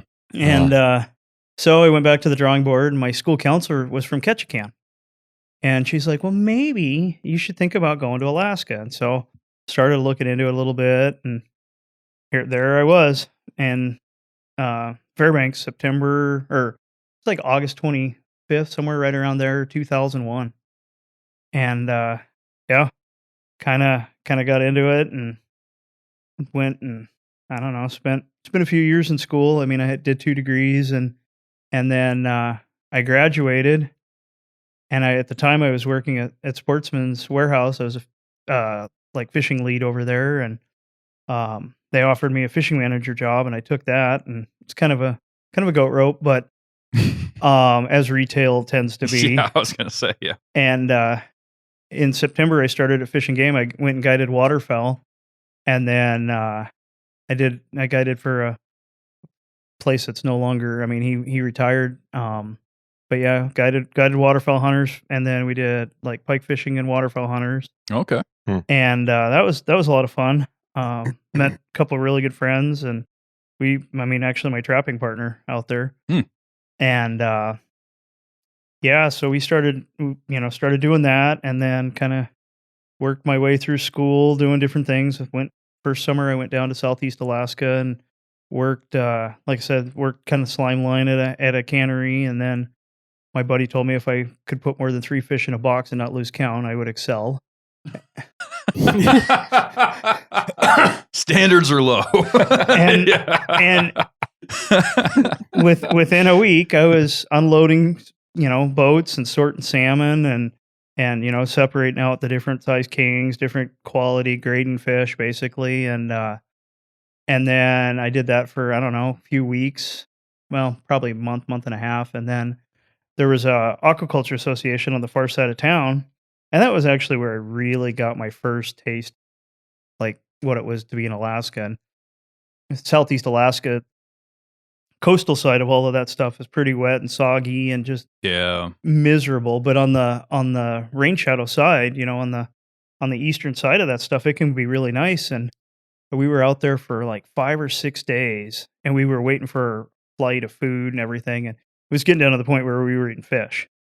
And I was like, oh, I'll go catch us some fish. And sitting there, and they had a grinder line, so we were spawning chum salmon, and then they would take and put them all over the state, or all over Southeast. And they had a grinder line, and so we would, after we spawned them, we'd throw the adult fish back in there to return the nutrients and everything back into the ocean. And all the bait fish would be sitting there feeding. And then, of course, all the herring are down there eating all the smaller, real small fish and debris and stuff that's coming out of the grinder line. And then the salmon are eating the herring. Mm. And I was like, cool, I'm going to go salmon fishing. So I was sitting there and basically you were just jigging for silvers. Yeah. And I got careless and I let it go all the way down to the bottom. And they had a barrier net. So they would seine up all these fish, dump them over. And then whatever else was left, the cost recovery seiners would come in and pick up these fish and go sell them. And they were making they were making salmon caviar with the chump. And so that was kind of how they funded their operation, is they got the fish that they needed, and then the rest went to cost recovery. And so anyway, I'm sitting there, and they had the barrier net, and I was like, I let it go all the way to the bottom, and I wasn't paying attention, and ended up catching a 50-pound halibut on a medium light rod. and so I mean, like I'd never seen a fish that big in my life. You don't got those in Colorado? No. And so I get this thing horsed all the way up because I thought I had the net. And I'm just like, okay, well, it's given. And then it dove back down. I'm like, that's not right. I got, and so I get this thing up, and then I see this big white slab on the surface. I'm like, now what? You're hauling up a piece of plywood. Yeah. And so I didn't know, like, I'm like, I don't know what to do. I don't know how to even deal with this. And so first thing I did was I went and got the boat hook or the gaff, and I'm just beating on it. And, well, that's not working. I mean, taking a saltwater shower and not really accomplishing anything. And so I had heard somewhere at some point, that everybody's like, oh, you just tie them up by the tail and drown them. I was like, okay, how am I going to do this? And so I'm looking, and I'm like, oh, there's some rope. So tied to one of the dock lines, I made a loop and looped it around the tail and got it on there. And then I'm trying to get in the boat, and this fish is pulling the boat away, and I'm trying to get off the dock, and I thought he was going to take off my boat. But finally I was like, well, you know what? I'm just going to take it over. And I get over there, and I'm like, hey, can one of you guys come help me, flag somebody down? They come down there and like, what's your problem? And I was like, well, I got this halibut and I don't know what to do with it. And so that was kind of funny, but I mean, that was really the first taste of Alaska I had. And then I went back to school that fall, and and then I worked for that same aquaculture association in Sitka in town, and turned me loose on a boat and got to go that was 24, 26 foot boat, saltwater boat, and just go out and do some sampling and doing some stuff like that. And and then the next summer, I worked for, I did the rough grouse internship, and made artificial nests, and we were looking to see what was eating them. And what we figured out is that ravens are really smart. And because what we would do is we'd put a nest, and then 2 meters away, we would put flagging, and you'd have a GPS. But I mean, this was when the GPSs were the size of a laptop. I mean, they were giant, right? Yeah. And so you'd get a GPS, and you'd get within 50 feet, and so you need that flagging to find this plate-sized nest. And what we had was 3 chicken eggs in there, and then 1 clay egg. And then basically something would come in there and grab the eggs, and then when they bit the clay egg, they'd spit it out, and you'd get tooth marks, and you'd be able to figure if it was fox or coyote or and everything had beak marks in it from the ravens. And so that was kind of a interesting. And we would move the flagging, you'd take the flagging, and it was always 2 meters to the north, say, and then we moved it to the south, and we didn't have any raven predation. Oh, really? And so we kind of, figured that out real quick, right? That they're smart. And then, so that was my introduction into wildlife work. And then, because that was only half the summer, grouse nest in the springtime. So it was pretty much done by mid-May, something like that. And so then I went and worked for the Fish and Wildlife Service out on the Yukon, and we were doing chum work, worked on a fish wheel. Okay. And, we would tag fish as they were going upstream, and then they would recatch them further up, and kind of get an estimate of how many fish were moving through. And they were doing daily updates. And I spent a whole summer in a fish camp with one of Alaska's TV personalities.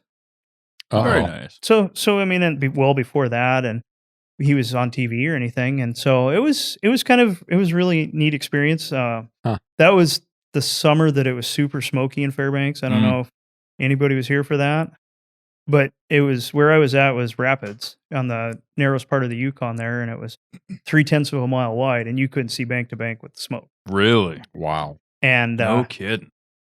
yeah, and I turned 21 out there. I learned to water ski on my birthday. Really? Yeah, On the Yukon? learned to water ski on the Yukon River. Nice. Yeah. Went in fish camp. and we couldn't have alcohol out there, and so my boss had alcohol flown out special, like actually chartered a flight out there, flew some beer out for us. Nice. And then so then I came back and worked through school, did a few different things, and ended up working at Sportsman's when I was finishing up school. And I mean, at one point I was working 2 full-time jobs and going to school. Man, oh man. And then I finished up school, went to Sportsman's, worked there for a while, and it was not too long after that I started working at Fish and Game and I did the guiding the first year, and then they said, Fish and Game can't have guides in the field, like can't have employees that are guiding. And I said, well, we don't manage waterfowl. Oh, right. The state does.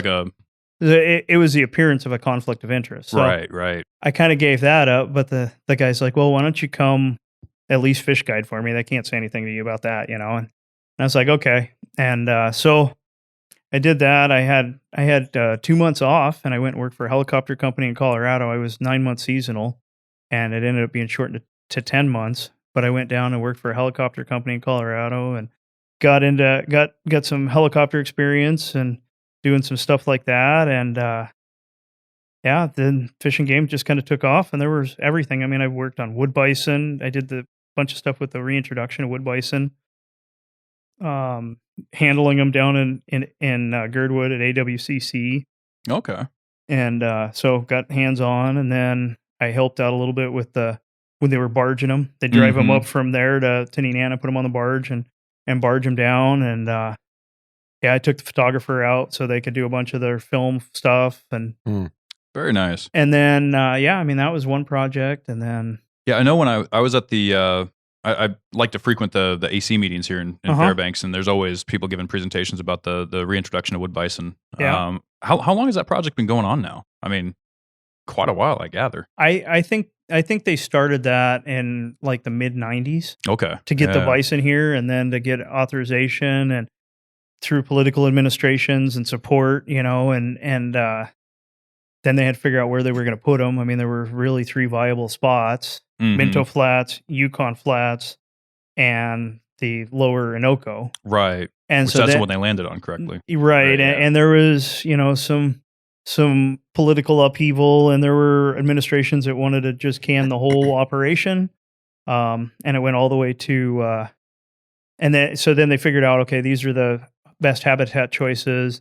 And then there was some politics involved in oil and gas development when you're putting an endangered species out. And so then they had to wait for they call it the 10J ruling, which declared them an environment or a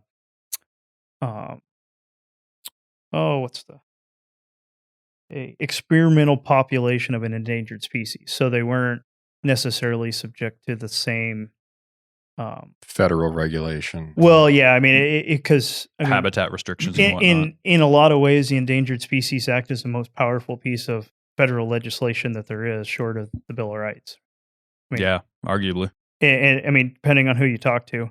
And so you can stop industry, move communities, everything based on the Endangered Species Act. And so, so from that standpoint, there was a lot of behind the scenes and groundwork that was done before anything could even go in the field. Yeah. And then monitoring. And that was, and, everybody likes to joke that it was the largest endangered species reintroduction pound for pound anywhere in the country, right? Like that's what we claim anyway. And so there was that, and then there was some different stuff along the way. I had a seasonal job, and I worked at Fort Wainwright for one month when I was off, and went and did a bunch of cool stuff, did some bird work, and had some cool experiences out there. Did some mitigation and kind of integrated some stuff from Fish and Game into how they were doing stuff. Yeah, that was about it. And then it started into the real project, catching moose, darting moose. First moose I darted, we were out in the Tanana Flats south of town and up on Iowa Ridge, and darted this cow moose. And okay, cool. I mean, you're hanging out of a helicopter. It's an interesting experience because you're shooting a dart gun, and you've got everybody knows what fentanyl is now. Right. At the time, and the concentration that we were using, it was 1/10 of a drop is a lethal dose for a human being. Yeah. Right. And so we were using, you'd load these darts and go through and, yeah, I mean, it's super, super dangerous, right? I mean, if you get exposed to it, you quit breathing, all the things that people are experiencing now, right? And you're putting this in a dart and shooting it out of a helicopter. Yeah. And I mean, I've seen them bounce. I've seen darts hit animals and bounce off. I mean, one hit the helicopter window right above the person darting. Yeah, and so that, I mean, but the long story of that is so dart this animal, get it down, land the helicopter. And I mean, some of the time you can land a helicopter just outside of the rotor blade from it, basically. Yeah. And they're, go through everything, kind of figuring it out and learning. And you're like, this is a big animal, Mm-hmm. And and so you give it the reversal, and I mean it's not like immediate, like you see the movies and people are just like, oh, I'm awake. No, they kind of are real super groggy, and I mean it takes them a while, and this thing gets up and starts wandering, and starts wandering right for the tail rotor of the helicopter. Oh no! And it can't see it, right? I mean this thing's whipping around at 1,000,000 miles an hour, and so I remember we all went and tried to tackle this thing, and we're wrestling with this drugged up moose with the rotor blade and close proximity, and and so yeah, that was my introduction, and then about to turn into an Arnold Schwarzenegger movie. Well, and yeah, it was, and it went pretty well from there, but you kind of learned, hey, maybe we shouldn't land the helicopter quite that close. And then, so yeah, I did that and kind of went on a bunch of different projects doing that. I've all over the state caught moose and done. But probably my favorite out of all of it, out of the capture work, was net gunning caribou. Okay. Yeah. And I tell everybody the best way to describe it is it's like calf roping, but with no horse and no rope.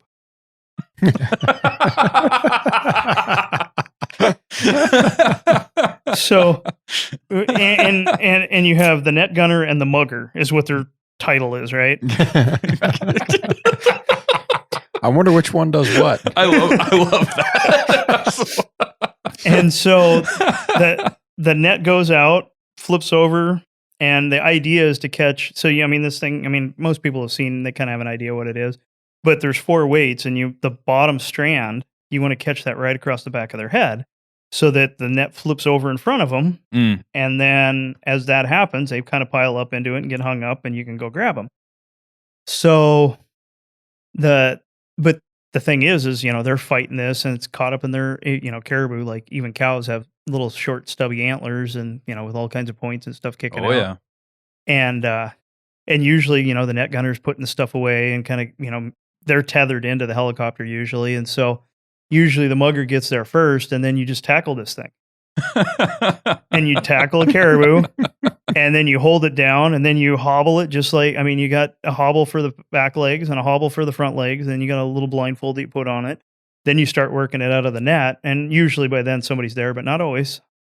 And so you're wrestling this thing, and it's floundering around, and yeah. And at the end of the day, and usually you were doing this, you had to have snow, because if they pile up in rocks, it's not going to be good for them. Right. So you're trying to do it with some snow. And I remember doing it, and you jump out of the helicopter and you don't hit bottom, and you just start swimming through the snow, and then you're wrestling this thing in the snow, and boy. And I mean, you were definitely all lathered up by the time you got done with the day of that. I can imagine. And so I mean that was a fun one. I mean, that, you know, like there's some really cool experiences doing that, and then some of the predator control stuff. But yeah, I mean, you're hanging out of a helicopter, and I was up on one caribou capture, and we basically crashed the helicopter. It was controlled crash, but it was a helicopter crash. Really?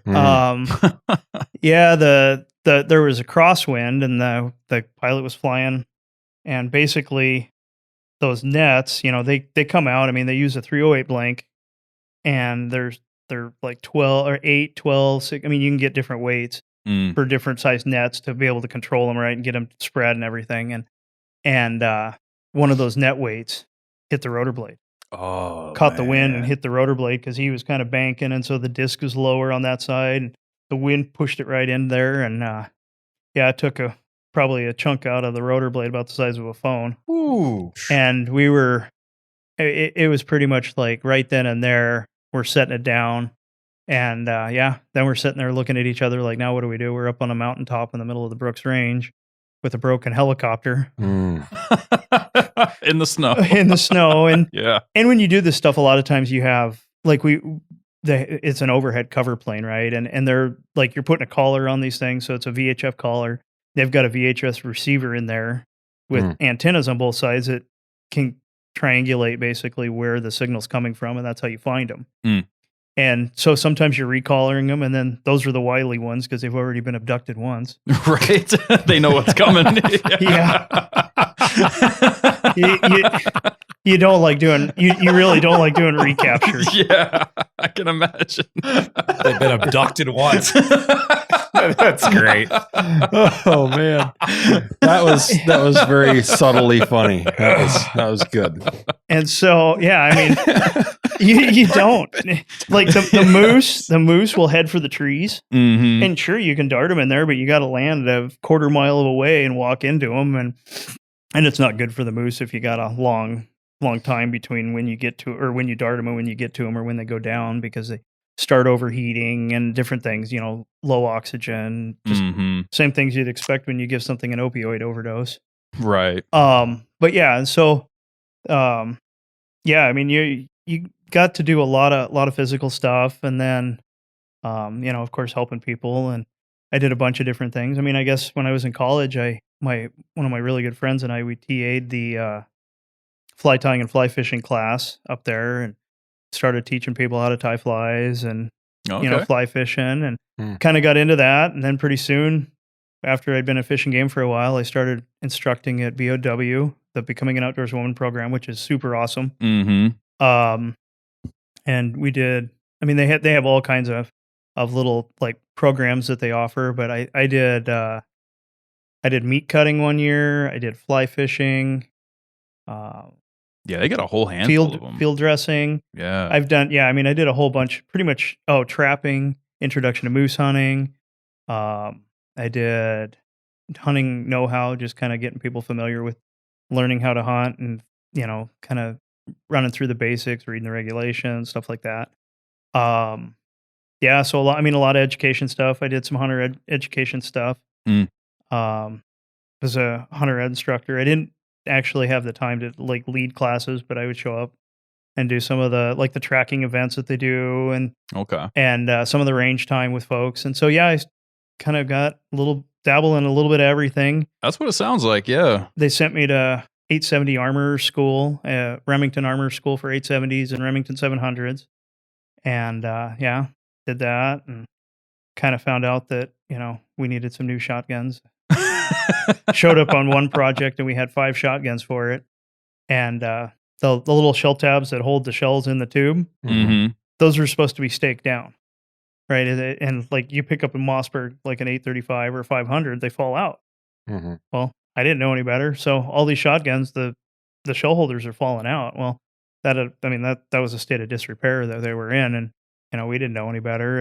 And so, like, we kind of, that's when we realized, hey, we need to start figuring this out. And right. Yeah, I mean, there was, like I said, all kinds of cool stuff.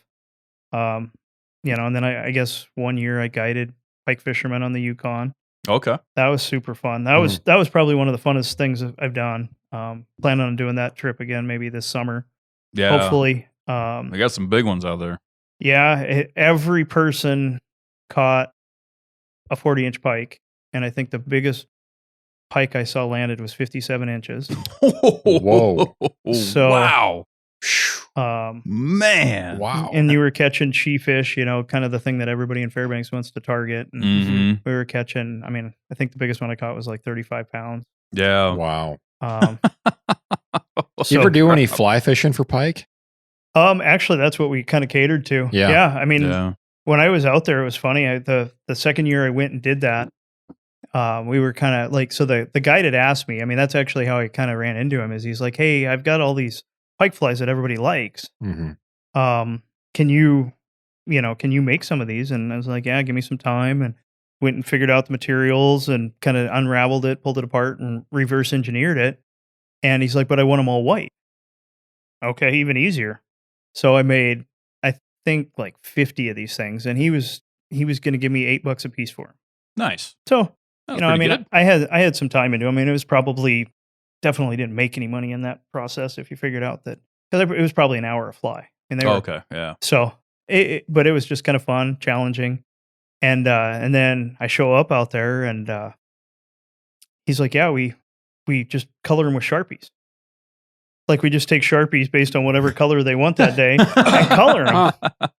And he's like, usually it'll stay that way, but you don't know if they want orange this year or green, chartreuse, didn't necessarily, watercolor and sunlight and all that stuff. And so I took my fly tying stuff out there. And I was sitting out at camp, kind of had all of our camp chores and everything. They were long days, because you would start, 6 a.m., make breakfast, do all that, and then get done about 6 o'clock at night. And I would tie flies out there at night and for the clients to use. And yeah, it was kind of fun sitting on the bank of the river tying flies. Oh, and, yeah. And so yeah, did that. And then so yeah, Yeah. A little bit of everything. a little bit, yeah. Yeah. Did some wire leader, like I tied flies with wire leader in them. Oh, wow. I've tied, different things. I did some with like how they do saltwater stuff with tube flies. Mhm. You guys are familiar with that? Yeah. Mm-hmm. Yeah. And then, just run the wire leader through and crimp it onto a hook and good to go there. And so, yeah, but it's not a graceful process, pike fishing fly fishing for pike. There's not much that's graceful about pike, to be honest with you. It's more of a chuck and duck type operation. Yeah. The head guide one year, he got his ear pierced, and not down here, but like in the top cartilage part of his ear with like a 6/0 hook. And I have a unique talent of knowing how to pull hooks out now. I was down in Wrangell one year fishing, and the person I was fishing with, they didn't know anything about fishing. No clue. Take a canoe and we paddle out to one of these high mountain lakes with coastal cutthroats in it. And they were catching fish. Just hand over fist, one after the other. And I kept trying to tell them, I'm like, don't load your rod up while you're unhooking your fish, because eventually you're going to let go of that hook and it's going to bury in your hand. Yep. Mhm. Yeah. And nope, they didn't listen. And eventually they stuck it right in the webbing, and they got all three treble hooks, one in each. All three. Oh, my. no. I've Buried had them. one in this hand right here. Yeah. But all three. No, they buried it. All three of them in there. So I undid the lure from the hook, and then I had to load a canoe on a truck by myself, one of those deals, right? And then I went to the emergency room, and the doctor's like, oh yeah, and here's how you pull it out. And he shows me, he's like, yeah, you don't push it through and do that. And he's like, how are you going to push a treble hook through? Yeah. Right. Honestly. Yeah. And so I learned the technique, and then I've since used it, pulled hooks out of people's faces. And yeah. I bet that happens more than, you'd care to admit at fishing guide areas. Yeah. Many people, varied experience levels and things like that. Mhm. Yeah, and I don't know what he was getting, but I know it was upwards of $5,000 per person. So usually it's not amateur hour out on the river when you get, but that doesn't mean that it's graceful when you're trying to throw wire leader, heavy flies, and 10 weights in the wind, and right. And so I mean that was kind of an experience, and did that. So I've done I do a lot of fishing. I like burbot fishing. I mean, there's kind of times to do it, and it actually coincides with the beaver hunting. Okay, yeah. So that's another big thing you and Chris are into. Yeah. You know, I really wanted to kind of dive into that, but I think we're gonna we're gonna have to dedicate a whole time to that from the stories I've heard. So, but doing that, and so I mean that kind of do stuff seasonally as it's available, and then started predator hunting, did a little bit of that, and pretty soon Chris showed up one day and he's like, "Hey, what kind of gun do I need to kill something?" About so you're what the year guy would from that have been? About it. What year would that have been that you guys met? I met Carl in 2008. And oddly enough, he was my neighbor, the first house that I lived in. He lived on the same street as me. Kind of interesting. He lived on a little pond that was a private pond, and I used to go sneak in there and fish for pike at night and upset everybody. And then Carl and I start talking, and I never really thought much of it, and never knew it was going to transpire into all this chaos. But it's been I was out shooting my bow. Like my neighbor and I both worked at Sportsman's at the time. And we would shoot between the yards. Like I would shoot from my yard, all the way over into his yard, and Chris was like, "Hey, can I go fishing here?" And like, "Yeah, but you're not going to catch anything," one of those things. Because we had a paddle boat that we would catch fish, and catch. I think 34-inch pike was the biggest fish we caught out of there. Wow. So I mean, right in town. That's I caught some huge pike out of that lake. On the other side there, and I ended up making friends before long with everybody that wrapped around that thing. Yeah. Had full permission about, except for your neighbor. She hated me. You had the other ones buffaloed. Yeah. but and then Chris shows up. And I mean, and that was kind of the neat thing about working at Sportsman's, because even I worked part-time there. When I first started, I went back. I actually worked at Frontier for a while. And then eventually they had me working almost full time at Frontier, and I couldn't do it anymore. So I took a break from retail for a while, and then I went back to working part time at Sportsman's. And so you got a little bit of the perspective from both sides. You see the people coming in, and then people buying stuff, gearing up, and that's when I kind of started integrating a lot of how I help people. Is like, I understand more now about like that, because they're the one and the same, but they're not, right? I mean, you kind of don't know, and so that kind of changed a little bit of how I think about helping people with outdoor activities. Is it's kind of from start to finish, right? You can point them in the right direction, but they're you're setting them up for failure if you don't give them a little more insight. And absolutely, and so that's kind of that aspect of it, and working on that. And like I said, Chris is like, "Hey, what gun should I get?" And I was like, "Get a 22 mag." Yep. And the rest is history. That's what I started with. Yep. Well, and having that, like you said, like the research and the retail side of things. I mean, it's you kind of get to see all levels of it. So, and I did back in the day. I used to do some electrical work, and I ended up working on a hangar for a helicopter pilot who'd done some sheep darting, and he was showing me some videos, and my goodness, I mean, feet from the rocks. Was that here in Fairbanks? That was here in Fairbanks. Yeah. That's who I work for. Is it okay? Yeah. And he was showing me videos, and man, that is some intense flying that goes on over there. Yeah. Top Gun doesn't have nothing on that guy. No. I mean, but it's really amazing to see the skill that goes into that, and everything that goes into for this research. And kind of to that point, I mean, and you were saying using helicopters even for that bear baiting project that you so casually mentioned doing 150 bear baits. that wasn't the bad part. I mean, yeah, I guess like there's stories within stories, but basically the stinky bear bait that we had, we filled it every Friday afternoon starting at 2:00 because we weren't allowed back in the building after we filled the canisters. Nice. Yeah, I mean, and if the winds shifted, it was bad. And so we would load these things up, and you have canisters of them in the helicopter or on the racks on the side of the helicopter. But you know, you were talking about helicopter pilots and flying. Actually, the guy that flew that project, he was a 160th guy before he got out of the Army. Yeah, that makes a lot of sense. And not the guy that you worked for. Right? Okay. Yeah. And this is his competition / like obviously they both run helicopter businesses, fly the same work, but it would get to the point where the one operation would need the other guy because he was an owner operator, one man, one ship show. Yep. And then the other guy had helicopters for days, right?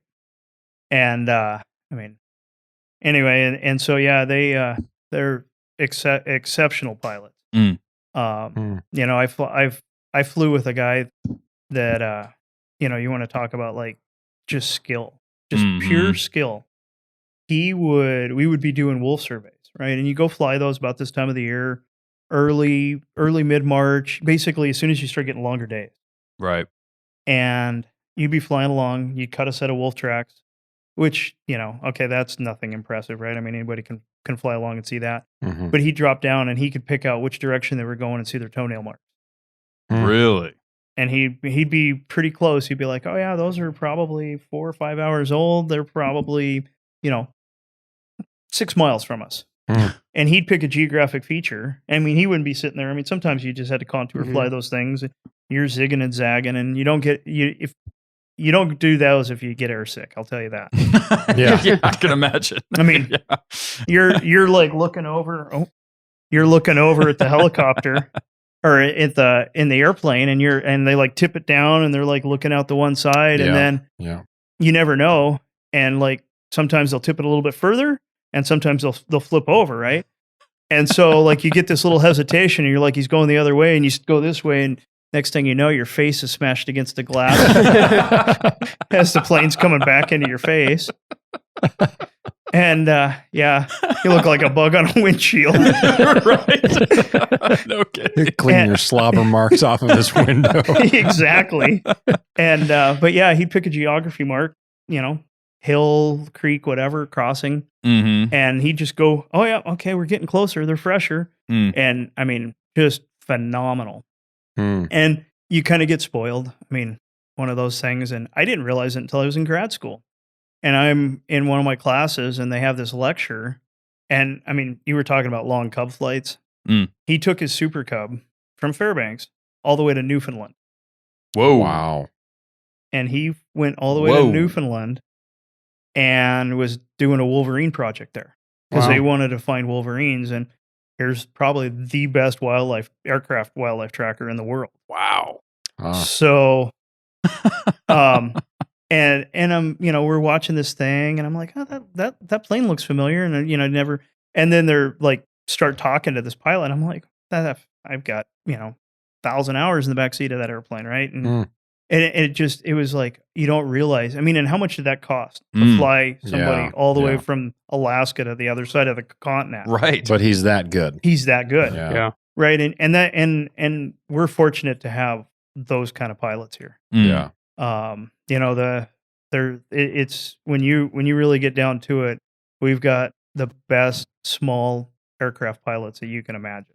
Right. I mean, safe. I mean, I've no, you know, and I've had some bad ones. I had a pilot that I wouldn't fly with. I flew one. I was outband in ducks and minto, and I was working with the waterfowl program, and they didn't do a lot of aircraft work, and we didn't have headsets, right? And so we're flying around, and well, we're supposed to get picked up. We got everything loaded up. We put the boats away, pull the motors off. We do all the stuff, get it ready because we're basically just going to abandon that until next August. And the guy shows up and he's like, "Oh man, the weather's garbage in Fairbanks, but I'm going to take whatever gear, one person, trash, we'll haul out one load and I'll come back and get everybody else." And so we're like, okay, cool. And so we hang out and do everything and kind of get it all tuned up. And then we're just sitting around reading books, waiting for the plane to show up. And we get the plane and we fly back, and there's a ridge between Fairbanks and, the Minto. Mm-hmm. It's clear, sunny, 65, 70 degrees outside, just great August day. And you drop over the ridge, and I mean, it's like pea soup. Yeah. And we're circling around out there, and can't hear what's going on. You don't have a radio, you don't have a headset, nothing like that. And finally he lands, and one of my other pilot friends, ran into him a couple days later, and he's like, "Oh yeah, I was puttering around my hangar, whatever." And he's like, "Yeah, I heard that guy flying." And I was like, "Oh yeah, what day was it?" He's like, "Oh, the day that it was foggy, And I was like, "Yeah, well," I was getting a little concerned up there because we were getting pushed lower and lower and lower to the point where you're 100 feet over the treetop, right? And there's no terrain features you're going to hit. It's just you lose your horizon at 100 feet. You don't have much time to figure it out. Mm-hmm. And he basically stopped one step short of declaring an emergency on fuel to get in. Wow. Because he had been flying light, low fuel, all of that, and out there circling. And I was like, yeah, I wouldn't even left the second time. I wouldn't have left the first time. Right. As somebody told me, it's, better to be late in this life than early in the next. Yeah. Right. I like that one. Yeah. That's good. I'm going to hang on to that one. And so, and I mean, actually Fort Knox has that posted as everybody leaves for work or leaves going home from work. And then, the other one is when you're doing stuff like that, everybody will be angry immediately after, but nobody's going to remember you were 2 days late picking them up. But they will remember if you, fly your plane into a mountain or you pile it up, or at least their families will remember. Right. Yeah. And so, I mean, there's nothing worth risking life for. And, couple years later, he ended up piling up and ended up dead in the tundra. And so, I mean, there's the, fish and game kind of work, like that kind of work is dangerous. I mean, that's why most of the fish and game type work in the States, in the lower 48, is all done by contract. Right, yeah. There's too much liability to have state workers out there doing it, Really, Alaska and Idaho are about the last places that you get to really be involved in wildlife work. And so, Interesting. Yeah. Yeah. So, I mean, there's, kind of had a few close calls, and I mean, I ran bear baits. I actually ran bear baits one year for Fish and Game. We were doing trying to figure out if we could do some camera work, and the thought process is that we could pay people or have people give us their SD cards and do some kind of a population estimate. I'd heard about this. Yeah, one. I've heard that. Yeah. Yep. And so there was some thought on that, and we were trying to. So we went and ran 10 baits. Yeah. And boat baits, and then they had some aircraft baits. But I mean, done a ton of bear baiting. Sounds like it. Honestly, the funny part is I've never killed a bear over bait. Really? Nope. So what are the chances that I have found some of your bear baits like on Wheeler? Or was that not you? Because I have found fish and game baits on Wheeler. I've never. There's at least one, and it seems like there may have been. We didn't do any on Wheelers. You didn't do any on Wheelers. And if you found the ones that we were doing across the river, no, I wasn't across the river. Yeah. Because I mean, we were landing I mean, we would jump out and walk and cut logs and make LZs like in the swamp. Gotcha. Nice. So. Yeah, no, I don't think I like can't. Now, like 10 years ago, so it said fish and game test bait. There was cameras, no tree stands, nothing. It wasn't a hunted bait. Yeah. Right. Yeah. I mean, and they might have. I'm not familiar with that, but okay. Ours were boat baits, and then they had fly-in baits, and but yeah, so done a bunch of that. Yeah, I've just never. I mean, the first black bear I killed was a 21.5-inch skull, 6'10" tan black bear. Wow. So That's a good one.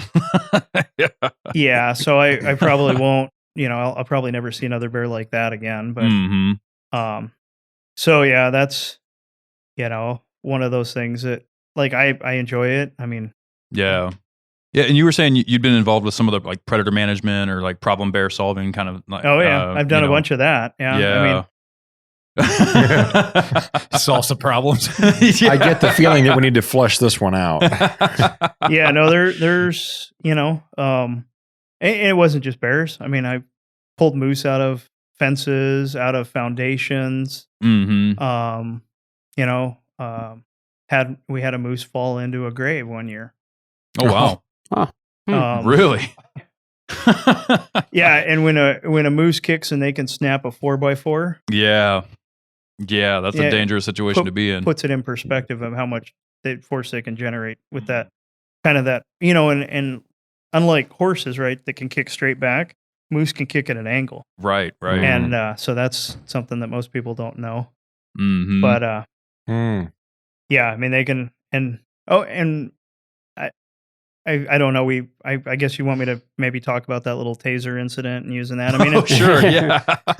So, I mean, honestly, usually the simple answer is a fed bear is a dead bear, especially when they're a nuisance bear. Right. They're, without going too far down the rabbit trail, there's liability if you take and release a bear that was already a known problem bear and turn it loose, and then it gets into somebody's property or mauls somebody, worst case scenario, or kills somebody, right? And so typically they're not a relocation process for bears. Right. So, I mean, they've had some, I mean, I won't go too far down the rabbit trail there, but the when they relocated those bears down on the peninsula and they made their way around and finally met their demise again, one of those things. And right. Repeat offenders. Yep. And that's typically how it works. I mean, they found bears will return to their home if you move them 200 miles away. Wow. Oh my. Wow. So, is there any truth to the old rumors that I've heard about them transporting problem bears out to a particular island out in Prince William Sound? Not that I'm aware of. Okay, so it's all just wives' tales then. No, I mean they might have got concrete shoes, but they didn't. Swimming with the fishes. But yeah, no. Well, for a state that's as populated in bears as it is, it seems that the expense of relocation just isn't worth it. That's exactly it. I mean, there's not a population concern. Yeah. And there's a huge, I mean, and we've done it. I mean, Fish and Game had a project prior to the predator control days where you couldn't. They had prior to residual on that one. Yeah. I'm still laughing about the concrete shoes. I apologize. So they had a prior to kind of I guess it all comes back to the but they were shooting. They couldn't shoot bears. Like we couldn't do predator control, and so in the infancy of the McGrath deal, they basically transported and moved bears.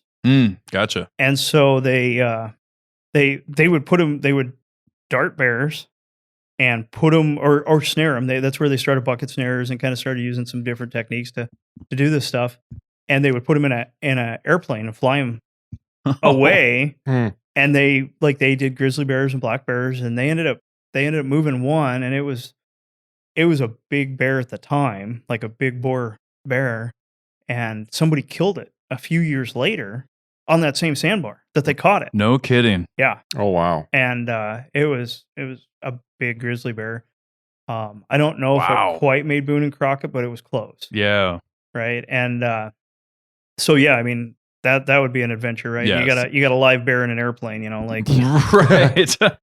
So well, and I mean the fact that they'll return to where they were picked up, right? From, you said 200 miles away. Yeah, I mean, there really is no relocating at that point. I mean, it's exactly. just Right.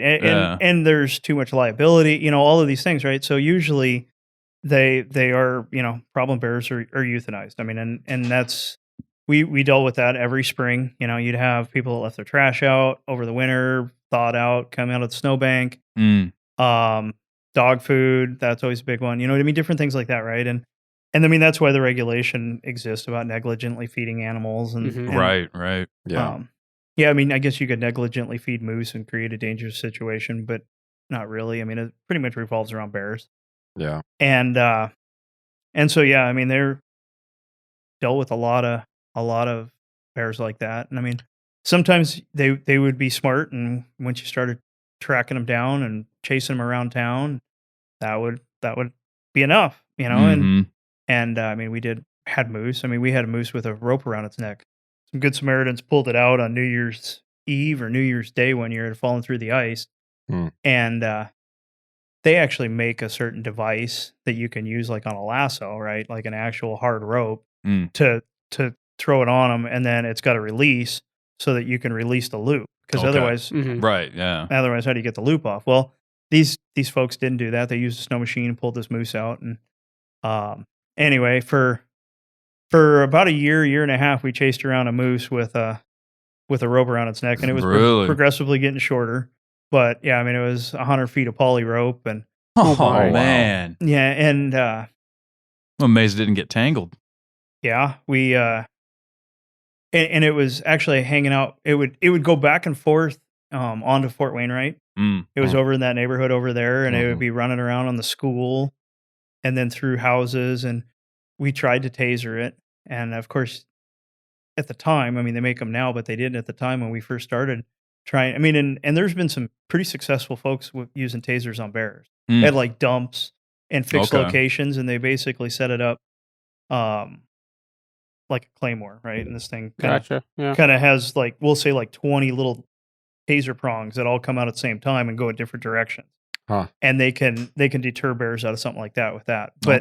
But we were trying to use this on a moose, and we had a single taser like police carry. And so you got to hang it sideways like gangster style, because a moose is long ways, not vertical. Right. Yeah. And you got to get within 21 feet of this thing. And really, you need to be closer, because as it falls over, the prongs are going to fall out, right? I mean, you got to be within like 10 feet. And like everybody had their assigned, this little response team that we had, everybody had their assigned job of what they were going to do.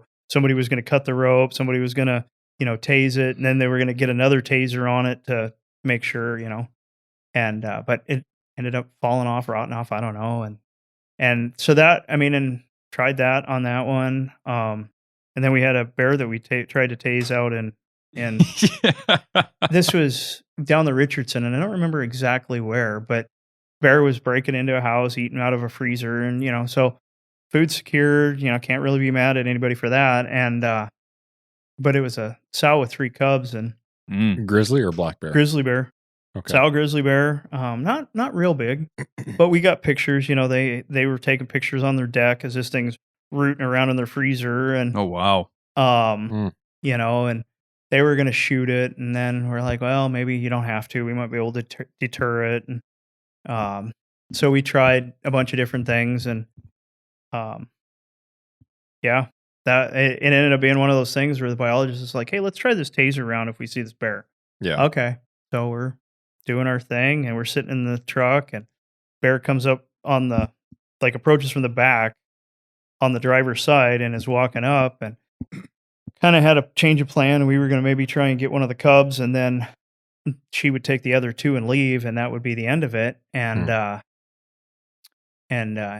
changed his mind midstream without communicating, and bailed out of the truck with the taser shotgun, right? And so this thing's 15 feet away, maybe, not too far away, and steps out of the truck, center punches it, and the front end of this thing it's like an 18-inch long tail with a little like grapple on the back of it, and it's supposed to swing around and make 2 points of contact, just like 2 leads on a regular taser, and be enough to immobilize this thing and hopefully get it to run away. And the centerpiece, the main piece, hits it dead center in the chest, but the tail's just swinging around. And now he's like, uh-oh, like this thing's inside of in a bad spot, and bailed out and tried to, but it was hiding basically behind the tailgate at that point from my side, and so come around there.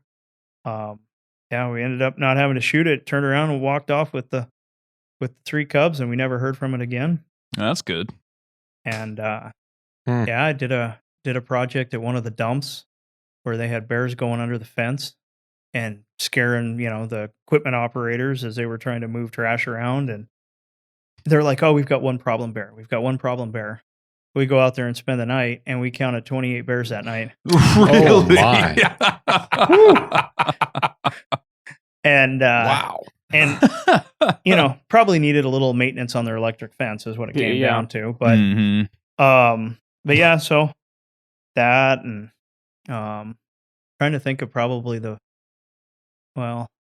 best different. I've had a few different moose experiences. Probably I'm more terrified of moose than I am of bears. Most Alaskans would say the same, I believe. I think they would all side with you on that. I mean, my first close call, I was hunting, and my buddy was with me, and it was a late season across the river when they still had the antlerless hunts, and I shoot this cow moose, and it goes, I don't know, 35, 40 feet back in the woods, and we see the little pecker pole birch trees or whatever it was flop over, and we're like, okay, cool, it's dead. So I hand my buddy my rifle, and I'm like, I'll just go in and finish it off with my 44. And he's like, okay. Pull the boat up, tie it off, and well, there's a lesson in this, and we'll get to that in a second. But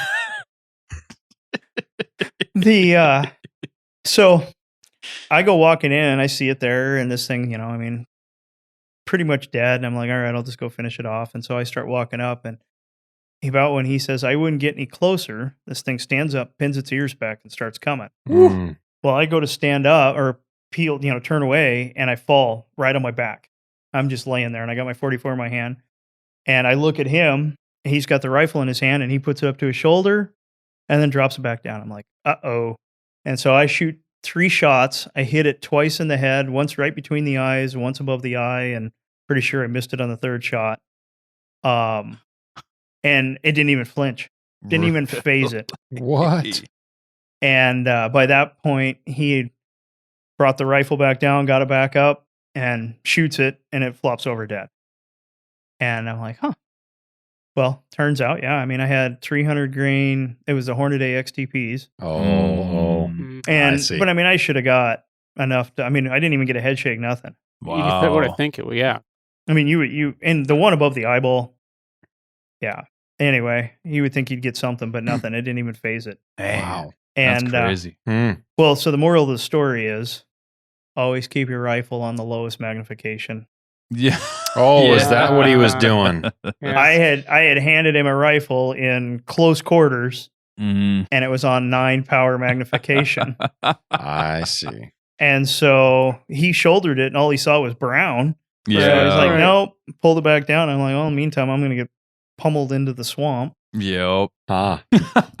That is 2 things I always check when I bring Yep. one of my longer range bolt rifles into a close quarter Sure. situation, is because I've got that ballistics turret on every scope I own, is make sure that's on 0 and my magnification's low, because otherwise Just something bad things will happen. Just something I'm That's- always looking at. That's the reason Yeah. my new bear scope on my 375 that I just got, I requested it to have no adjustable turret. Really? Yeah. I said, I want caps on those turrets because I don't want anything moving. Mm-hmm. Yeah. Yours is easily internally adjustable. Like you can pop the cap in. It is, but and it's spin still it to dial but, if but you it need still to. has. There's nothing on the outside. Right. There's no Right. button, and I'll be the first guy to tell you, I really like the Leupold custom dial system. I love it, and Mhm. it does have a nice button lock, but it's one more moving part. Mhm. Right. And when it comes to a gun that I'm relying on for $5 a shot life insurance while I'm guiding, I don't want anything to go wrong. Right. No, that makes sense. Exactly. But I was just saying, like what you were telling me about that scope and how you can just pop that cap Yeah, and dial, yeah, just like yeah. that is Yeah. really sweet. That you can Yeah. have that. It's locked into 0. You know that. Yeah. But if a week later you're hunting and you've got that rifle and you want to make a 300-yard shot, I'm just gonna You can Kentucky pop the cap. windage it. Well, because I have ballistic Right. lines in the in the reticle. but you have the option. I do. You do and have it's a nice options, option. Yeah. But you see my point, though. Yeah. Have you ever had to shoot anything in the head with a handgun after that with hard casts? I'm curious about that. I have, yeah, and they work. I mean, I still like. I mean, it's a physics problem, and that's what I stand by. You know, like Flesh out what you mean by physics problem. I mean, it's no matter how big the gun is you have, you're not going to have enough energy to stop that critter. Yeah. Right. I mean, if physics isn't lying to you, for every force there's an equal and opposite reaction, right? Mm-hmm. So if you need enough force to stop a moose charging you that's 5 or 1,500 pounds coming at you at 20 miles an hour, you need that same amount against your shoulder. Right. So it's all a matter of shot placement, Mm-hmm. and it's a matter of stopping the central nervous system. Right. And I don't think you need to carry a howitzer. I think there's valid reasons to carry a bigger rifle, without a doubt. Mhm. But I don't think I think everybody should shoot the biggest firearm that they can effectively shoot. Yeah. And honestly, that's something we say on the show all the time. I totally agree with As that. long as you can be comfortable and accurate shooting it, as big as you can go is the best. And it's not even necessarily to say you need it. There's all these guys that are obsessed with shooting something with the smallest gun that they can and just to prove that they can do it. But it's just that insurance. Yeah. Right. It's like, And I won't steal hopefully one of your next guest thunder, but he has a really interesting perspective on bullet choice for bear hunting. He's a guide on Kodiak for a long, long time. Had a few bad bear incidents, and he's got a really interesting perspective on it. He used to teach a bear hunting class. Yeah. And I think it's kind of goes, leaps and bounds ahead of all of the paperwork out there, so to speak, and is real world experience, and it's a logical explanation for people. yeah, But hopefully you can get him on. absolutely. We're Yeah. trying our hardest. So. And but yeah, I won't throw him under the bus, and but but yeah, and like, I mean, a super phenomenal person. That's who I got my Chesapeake from. Nice. He used to Okay. use Chesapeakes when he hunted bears Okay. and on Kodiak, and they hear, see, and smell better than he did. Mm-hmm. And so they would, basically using them like a pointing dog Yeah. for bears. Nice. And so, yeah, I mean, there's like, you can, learn a lot from some folks like that. Yeah. And yeah, I mean, but yeah, and I'm trying to think. Oh, I had another really bad moose encounter. It was actually the day that I pulled the hook out of my buddy's face. Because just nonchalant. When it rains, it pours. well, so he had a friend, and he's like, "Hey, I got this friend of mine. Where this guy's leaving Alaska. He's got some friends that are going to come up and spend like 2 weeks touring around the state, fishing, kind of just having a good time before he leaves." And so my friend and I are like, "Yeah, we'll take you guys fishing." So we all pile in the boat, and of course they're super excited. And he's like, "Yeah, wait until we get the boat tied up and everybody gets out and starts fishing, whatever." And he couldn't wait, and he's like going to anchor up and or going into shore, and I was going to tie up the boat so everybody could get out and see the rod tip go back, and you see the little dangling grub, and see it go right by my buddy's face, and then kapow, you hear the line snap, and then because there was like no resistance, he snapped the rod right across the windshield. Mm. And so there, of course, I thought there was going to be a drowning. I mean, Chris knows my buddy, and he's not a small individual. Not by any means. Yeah. He's not a guy you'd want to get riled up. Keep him right where he's at. Yeah, you don't want to come across him in a dark alley. So, but fortunately, he kept his cool. We got the hook out of his face. And then he's like, "I feel really bad about your fishing rod, man."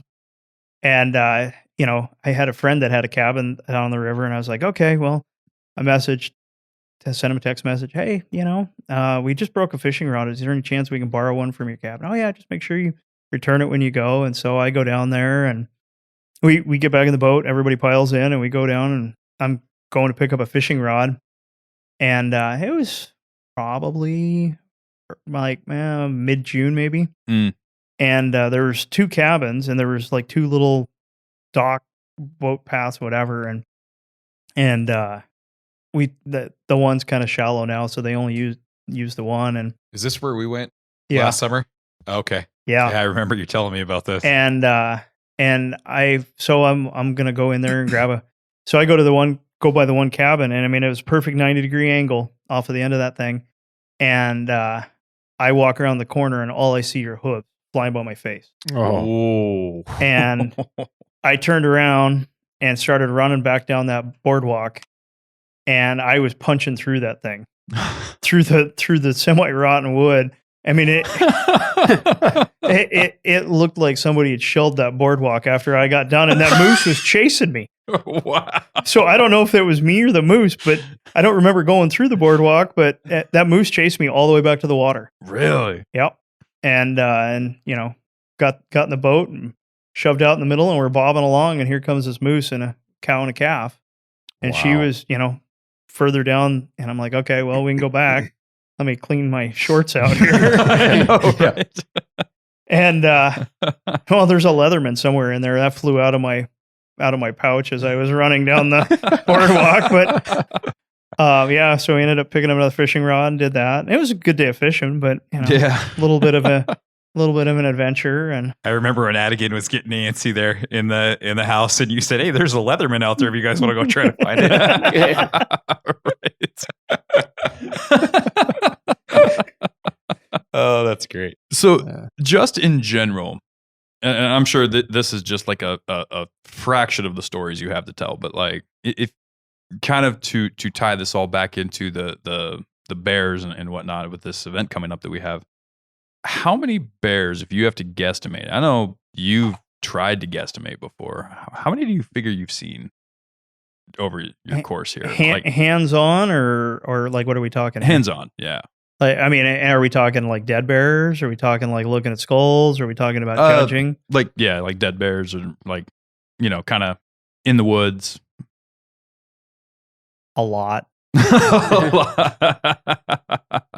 I mean, like in the woods, probably had my hands on over 100 bears. Yeah. And sealing bears, I'm sure. I mean, we had days where we would seal 30 bears in a day. So I'm sure. Wow. I mean, and some of the time you can't really get a good judge on something, with skull out of it and whatever. But I mean, I skinned out a lot of heads for people when they would show up. If they weren't frozen, I would usually be nice as there weren't people waiting. Mm-hmm. Like, I mean, I'm not going to sit there and skin somebody's bear head out for them if there's 10 people behind them. But if they're the only one there, yeah, I'll take the time to help them. But yeah, I would say hundreds. Yeah. Maybe more. I mean, probably, I don't know, I probably killed well over 50 bears. So nice. Yeah, I don't know, like kind of don't really think too much about it. Yeah, it seems like it's kind of just become the norm the way you're talking about things. When I realized that I was jaded a little bit was when I shot a moose one year and I walked up to it and I was like, that's no big deal. Mm-hmm. Like I'm accustomed to walking up to a 1,200 pound animal laying there and like, okay, now the work starts, and that's, yeah. And it didn't even like occur to me. Like the thought process wasn't even there to be like super excited about it. And so, yeah. I have a question about bears' ages. So you were talking about black bears and grizzly bears and a lot of work that you've done in the field. What would you call a mature black bear? Like starting at this age, this black bear is going to be, this big on average for the interior. And most folks are going to shoot this bear if it walks into a bait site. I don't think you could put an age on it, really. I really, truly don't. I mean, and I've seen bears that in its size, so a lot of it's genetics. Yeah. I've seen grizzly bears that were 6.5 feet and 30 years old. 30 years old. Wow. Yeah, Whoa, and we knew it was man. 30 because one of the biologists had tagged it, and I mean, for all of those listening that want to know, the Fish and Game checks the lips on bears Mm-hmm. and the ears because they will tattoo them. Yeah. And they'll put numbers in there. Mm. And what had happened is the taxidermist had seen it, and he's like, "You need to take this over to Fish and Game and get it sealed before we dry it out, right? Yeah, Because then you yeah. won't be able to see anything." And so they brought it in, and it turned out to be a bear that he had done before he worked for Fish and Game. And yeah, it was right at like 28, 29 years old. Yeah. Wow. And I mean, broken teeth, just Yeah. hanging out of there.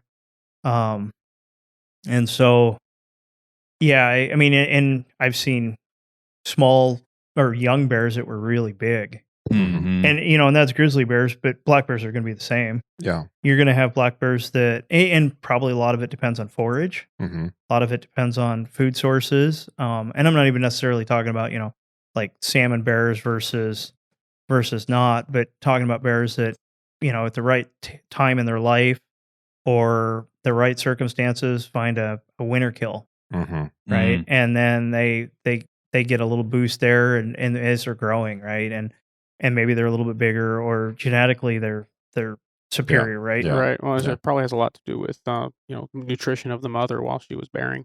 Yep. I think. I mean, and then I think some of it is like nutrition on the landscape, right?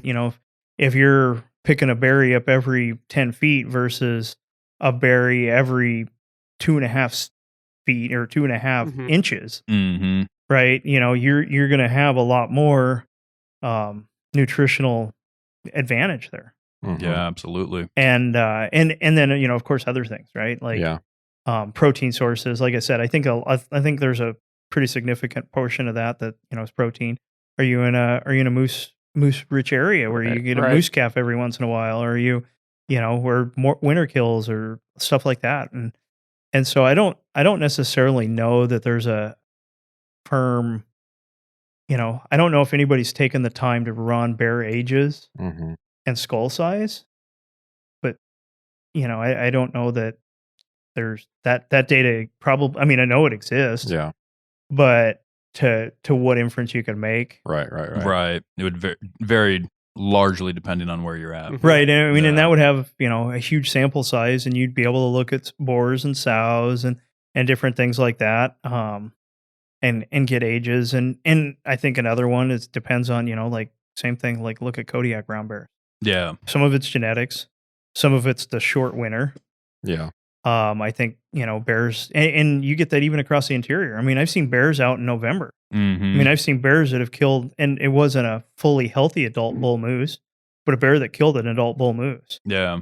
in November. Like, we're flying moose surveys in the snow, and there's this bear flopped over, just Grizzly or black? grizzly bear. Okay. Yeah. And I suspicion, like, well, we all agree that it had probably been injured during the rut and was just slowly withering away and Mhm. wandered into the wrong spot while that bear was there, and he took advantage of it. Right. Yeah. And What would you say are like averages over all the bears that you've seen and sealed over the years? How old do you think a black bear gets out of no man's land before he dies of old age? As long as he had good nutrition, good food source, that grizzly bear that you said was pushing 30 years old. Is that about as old as they get? probably, yeah. Yeah. I mean, Yeah. like, and it's the same thing with moose, right? Here would be a better example of like looking at moose, to put it in perspective, right? Is you'll see moose that live in an area that's really silty, and they wear down their teeth. Like, you Mhm. look in their teeth, and Okay. they got grooves where Okay. they're stripping willows, right? Yep.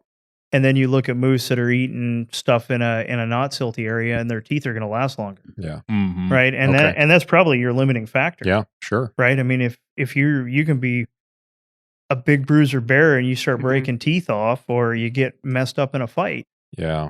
it's, I mean, and things like that, right? Or you get an infection. Yeah. I mean, and that's really how bears are going to die of old age, is Mhm. either tooth infection or a fight. I mean, and honestly, there's, black bears getting ripped out of dens by grizzly bears, Mhm. Yeah. Right. Absolutely. Right. Yeah. and things like that. And so and you go to places like Southeast, there's wolves eating black bears. Mhm. And so, like, I mean, black bear has to get caught in the open for something like that to happen, right? I mean, they still got the advantage of climbing a tree, but yeah, I mean, I don't think. I mean, black bears are not at the top of the food chain, Yeah. and I think they also inhabit harder. I wouldn't say harder terrain to live in. I mean, honestly, higher productivity, right? A lot of the swampy stuff, and they aren't exclusive. I mean, I've seen baits with grizzly bears and black bears eating out of the same barrel. Yeah. In certain situations, or you've got two baits, two bait barrels on a bait station, and you've got bears in both, right? I mean, I don't think they're mutually exclusive. Obviously, if you get a kind of a pissed off grizzly bear that is going to try and kill a black bear that comes in, they're not going to stick around. But Right. And I've seen videos of black bears running grizzly bears off a bait. And so, like, as far as those things go, I don't think they're mutually exclusive. But I think black bears tend to have a little bit harder time with what they have to contend with in terms of like grizzly bears, higher mountains, like lower productivity overall than a swamp, right? I mean, you got a lot of different stuff going on in a swamp, but consistency is in the mountain terrain. And so Do you think that black bears can get up to 30 years old, or have you not seen that a whole lot? I don't know. I mean, like I pull the teeth and then they send them to a lab. Yeah. I think I'm going to start doing that, is sending teeth from my bears to labs after I kill them, just because I'm that curious. Well, if you get it sealed, they pull a tooth and you can get the age. Yeah, you can get the information from them. I got the age back on my brown bear that I shot, quite a while back now. I've got the piece of paper somewhere that they sent me for it. Sure. I forget what it was. It was like, I don't know, 10 or 11 years old. And, for the part of the state that I shot it in, it was, according to the locals, about as big as they get. And I had no idea, I was beginning in that brown bear scene. Right. I just saw a bear that looked big and I shot it, and it was a nice boar, and it just ended up being that it was about 10 years old or so from what I remember. But yeah. I mean, and depending on where it was, that's probably about right. It's a productivity, salmon, whatever. Oh, he was eating fish. All right. Yep. Yeah. He had a lot of fish. and so, I mean, I would assume, I mean, they can live long. Oh yeah. I mean, probably the best idea would be to be like, how old do they live in a zoo? Sure. Yeah. Right. That's a good thought. Like if they're getting ideal nutrition, they're getting things like that, but they're also lazy. Yeah. Right. They aren't earning a living out in the woods. Yeah. So, right. They don't necessarily get the same amount of things and stimulation and some of the stuff, but we also aren't contending with finding your own food. So, right. But I mean, I would imagine that black bears will live quite a while. I know that, obviously if you're sealing a bear in the Fish and Game office, it's one that's been hunted. So it didn't die of, wilderness causes. Right, I'm not going to say it didn't die of natural causes because we are natural, but, I like that argument. I really like that. I've talked about that. We before. are the natural predators. But along the lines of all this research and everything, is there ever instances of finding deadheads out there of natural or wilderness deaths of these bears? I mean, or is that not really a common thing at all? I don't think that would be very common at all. Yeah. I didn't think it would be. I was just curious. I would imagine. I mean, I've picked up a couple that were hit by vehicles, and I don't know. I mean, one of them was a 2-year-old. I know that based on the fact that I got it in the truck whole by myself. Doesn't happen if they're much older. And but I suspect that there's probably a lot of mortality, like den up, crawl in a hole, and That's what I mean, die in a hole under a tree in a den somewhere. Yeah. So I just Googled oldest black bear, right? And this bear was tagged, radio collared in 1981 when Ronald Reagan was early in his first term. Okay. At the age of 7. The bear was 7 years old when it was. Okay. It died in August 27th, 2013. Whoa. Wow. So that's 39 and a half years old. And in that the was, wild. where That was in the wild? Minneapolis, Minneapolis. Minnesota. Yeah. Minnesota. A Minnesota In the bear. wild. So Yeah. obviously not the same climate that we have, Right, but they right. still have a winter, Very- and those bears probably sleep still. A little bit you know. more graceful. Yeah. More food. No more grizzly everything. bears. Yeah. Right. Right. Right. Yeah. I mean, I would imagine, Interesting. That's awesome. Very that they, cool. I mean, they could probably make it that, Yeah. easily into the 20s here, Yeah. especially if you were, living in a fairly non-competitive area. Yeah. Right. I've had clients that have gotten their brown bear teeth aged, and they're up in that 20 age. Between Yep. 18 and low 20s is one of them that went over 10 foot, and it was just an absolute warrior of a bear. And I've had clients that have shot black bears that come back, and it's a 7.5 foot black bear, and it's 8 years old. Mhm. It's just that good of genetics and that good of food source. Right. I've only heard of a few guys that have actually gotten results back from like 20-year-old class black bears in Alaska, and I've seen the pictures of them, and they look their age. I mean, they are falling apart by that age Mhm. in the wild, competing for that food source. And like you said, the different environments and the tooth wear, and Well, yeah, it's very interesting to me. I mean, just think about it this way, right? How old were you when you quit growing? 16. Okay. Yeah. So at some point, Yeah, you hit that magic number where your Yeah. genetics and Yeah. nutrition have said that's a good point. That's as far as you're going to go. Yeah. We were having that conversation a couple episodes back, and we were talking about on a bear bait, you get a grizz rolling, Yeah. deck the first one. Mm-hmm. That frame of mind Yeah. kind of came from hanging out with this dude on car rides, because you're kind of like, You don't really know how old it is. you don't know how old they are, and how it's kind of back to the same thing. So we have this extended season now that we're going to get to experiment with, right? Yeah. Well, how many people are getting grizzlies to come in anyway? Mm, There's yeah. a lot of people that are getting grizzlies on their cameras. They're not coming in Mhm. while they're sitting in there, because Right. grizzly bears are a different breed, Yeah. Right. intellect wise, right? Yeah. Yeah. And so that's that whole thing. You get a shot at one, dump it, Right. because you don't know what you're looking at. And then Right. a lot of biologists, And stuff you don't that know if seem he's coming back either. Well, that's the other thing. And like the professionals don't really seem to have a good angle on what Yeah. bear maturity looks like, And from a tree stand, if that thing's not accompanied by mom, dump that thing. Yeah. I mean, that's what we're absolutely. doing. That's why we're. Well, and it kind of comes back to the thing where it's like everybody complains that we have too many of them up here now. Yeah. Anecdotally, Yeah. albeit, but like, if your complaint is we have too many grizz, Mm-hmm. why not dump the first one that walks in? Yeah. Like, why Yep. sit there and be picky and try Yeah. to get the big one? Especially with know. moose on the decline. Yeah. Yeah. I think So- there's a lot of places where everyone, if you had like a few guys running one single bait Mm-hmm. that had a good grizz population, I don't even think you'd make a dent in what was going on Oh, there. probably. Yeah, Like yeah. some of the places Well- I've been, I mean, it's just one after the other. Right, After the, right. I've had grizz. I've had grizz that I haven't seen for 2 years, and I'm like, oh, someone must have killed that thing, and here comes this thing waltzing in like 2 years later. I'm like, that's that bear, Mm. And I don't know. It's and it's hard to get. It's hard to fool them. They're just so smart. Mhm. Carl and I, we had that Sal and Cub come in that one night, and I was like, should I spook these things off? And he just looks at me and like gives me the not right now kind of look. You don't know what she's gonna do. Yeah. And then the other thing, he made a great point. He goes, he's not far from being kicked out.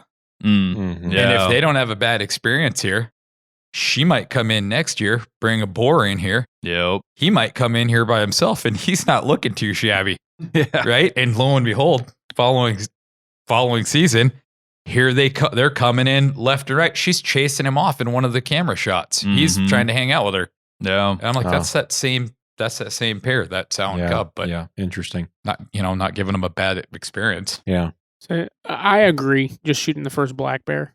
But there are times when I've had multiple bears on a bait when I would have been hard pressed to shoot, or not first black bear, first grizzly. Sorry, I would have been hard pressed to shoot the first grizzly, knowing what else was hitting that bait. Yeah. You know what I mean? I mean, we had Yeah. one bear that had to be 20 Easy. easy. Knowing what we know now about their age, I think could Yeah. have been 30. He's old. I mean, he was old. I mean, I you can would- see ribs, like, and not Yeah. from like he didn't look unhealthy. He just looked Yeah. ancient, like lighter Like hair, white ears. Yeah, yeah. Just very old looking grizzly and bear. he was a massive bear too. You remember But- that one I had He that was walked- scratching his back? and that really, really tall one. And you were like, that's a good bear. I Yeah. should showed you that, James. I think I showed you. Oh, guys yeah. that. I mean, that Yeah. bear was a slob, but it was funny. He would never come in while I was sitting there, but he'd lurk like 100 yards out. And Yeah. one night I saw him, and I'm like, oh, he's going to come in. And he never came in. And Carl's like, I would have shot that thing at 100 yards. I mean, Carl's like, yeah, you don't wait. You know? Yeah. I have one more question, kind of on a little bit separate topic, but you were talking a lot about moose. And so, but you've got a lot of time in that field. So I just have one quick question, and you can go as far as you want on this or as short as you want. You're probably going to have a short answer for it. I hear a lot about antler regression with age. Do you see that? People say, all right, a bull in his prime, I saw him 5 years ago in this valley. And I guesstimated him at, just over 70, and he had real heavy palms and, all these points. And now 3, 4, 5 years later, he's getting old. He's starting to show his age. He's got more bow in his antlers at the bases, but he's not grown as big of a rack every year. And now he's, narrower width-wise. The points are more rounded off. He's just not growing to that full size anymore. And I've heard guys go back and forth about that. What have you seen in that? Is there any truth to that? Yeah. There's a term for it. It's called senescence. Mm-hmm. Senescence. Yep. Yeah. Okay. I mean, it's basically the same thing that happens when people get old and they get, osteoporosis, Okay. right? They Yep. start degrading, right? Yep. It's just function of your body's wearing out. And I'm not saying their body's wearing out, but they're no longer, they've passed their prime. Right. Okay. Yeah. Right. Now, Yep. that doesn't mean that they aren't available, but, and they're going to go toe to toe with any other bull that comes in there. Yeah. But, yeah, I mean, and at what age? Well, sure. Once Right. again, depends on where you're at. I mean, you get places where, and like we were kind of talking about different things, like genetics, things like that. Well, most places in the state of Alaska where it's an any bull season are low density areas. As a general rule, Right.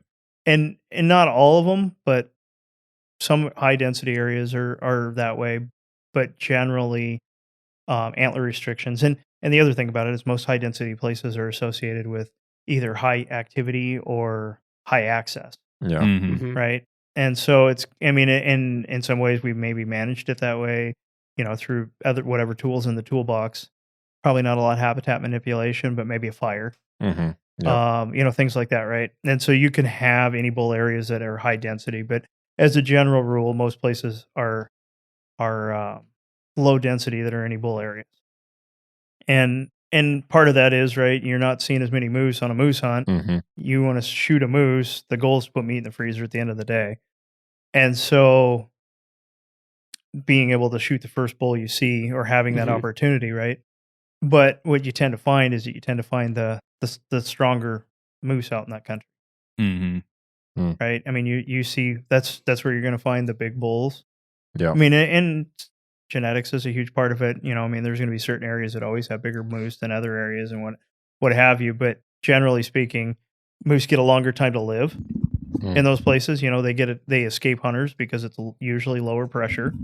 Yeah. I don't know that I would say that they're more fit, but they're definitely on the upper end there. Yeah. And so that from that standpoint, and so I think that and what you find is you go into these low density areas when you're like checking calf weights. Yeah. They're, I mean, not orders of magnitude, but drastically heavier as a calf than they are in a high density area. And then you also find, I mean, because they're all competing for a limited resource, and then or their reduced browse capability or lowered habitat quality, whatever it is, right? But for some reason, they're not getting as much nutrition, and it also tends to be where you find moose that grow antlers slower, right? And I don't know that anybody's looked at like the spike fork component of it. Because, I mean, the spike fork component is basically yearling bulls that don't have a palm. Yeah. Right. Yeah. Right. And so the idea is they're maybe a little less fit than one that has a little palm. I mean, it's a 30-inch paddle bull instead of a fork. Yeah. And so from that standpoint, right, I mean, do you have more fork horn type bulls in those areas. Maybe not. I mean, Yeah. it'd be interesting to look at. I mean, Yeah. you know, or Sure. dive into it. I mean, it might be in the literature somewhere. Yeah. But like things like that. I mean, there's substantial components in the nutrition, right? And so if that influences antler development, Mm-hmm. you know, if it's a bull and he's going to be 35 inches, Yeah. right? He's going to get big sooner, and he may stay that way. He may get smaller. If he's in a competitive area, it may not be in his best interest to be big, you know. And there's, you know, I don't know how much I buy into it, but you know, there's been a lot of discussion about like selective removal of like four-brow tine Yeah. moose, Yep. right? And I don't know how much of that is true, because if you think about it, that bull that had 4 brow tines, he had the genetics to have 4 brow tines his whole life. Yeah. Mhm. And if he gets shot and his offspring produce bulls, they still have those genetics, right? I mean, Right. those Sure. genetics are still around. So I Sure. don't know that I would buy that just because you remove a 40 or a 4 brow tine bull or a bull with big genetics, Yeah. that it's Mhm. not going to continue to have like that you're selectively removing Yeah. it, right? Yeah. It's not like some of the things where you look at fish, right? Where you know, like there's some discussion and you could debate about it, but like on the Yukon where they had different mesh sizes and they went to a large mesh size, and then they were basically letting a lot of kings go, but the bigger mesh size was catching the big kings. Mm. And they basically selectively removed bigger kings out of the Yukon by that. Mm. Or, Oh. you know, and you could make that argument, you know, in some place where people are talking about like on the Kenai, right? And that's just sport fishing, Right. realistically, right? I mean, right. you throw back a 40-pound king to catch a 60-pound king to take home and get a picture with. And, you know, those fish aren't going to grow anymore. And those are the genetics that they're leaving behind. Right. And so if you're pulling them out, you're losing that, right? But because it's a one and done for a salmon. Right. Mhm. And so it's kind of a, you know, and I mean, you could talk about that with sheep, Mm-hmm. same thing, you Mhm. know, and I think that there's, you know, Brad has a lot of insight on that. I know you guys Yeah. were talking about that. Yeah. I think he would be a really interesting and the other person. Yeah. Yeah. Yeah. It's just, Brad's going to be on at some point, but he is very busy. yeah. And, Yeah. you know, rightfully so. But yeah, Yeah. as soon as he's available to come on, and yeah, he and I spoke recently about that. At some point, he will be on to talk about that with sheep. Yeah. Yeah. And like I said, I think Brad would be able to, you know, he's been passionate about sheep. I worked with him. He started as a technician like me. And so I worked with him directly, and Brad's been passionate about sheep for as long as I've, you know, Yeah. known him, Yeah. and he got his dream job. Yeah. Yeah. That's awesome. So, yeah, he's a good person to talk to about sheep. Probably one of the best. Yeah. So Right on. I don't know if you got any other questions. No, I was gonna say it's getting a little late. I know we all got work tomorrow, so Yeah. Oh, yeah.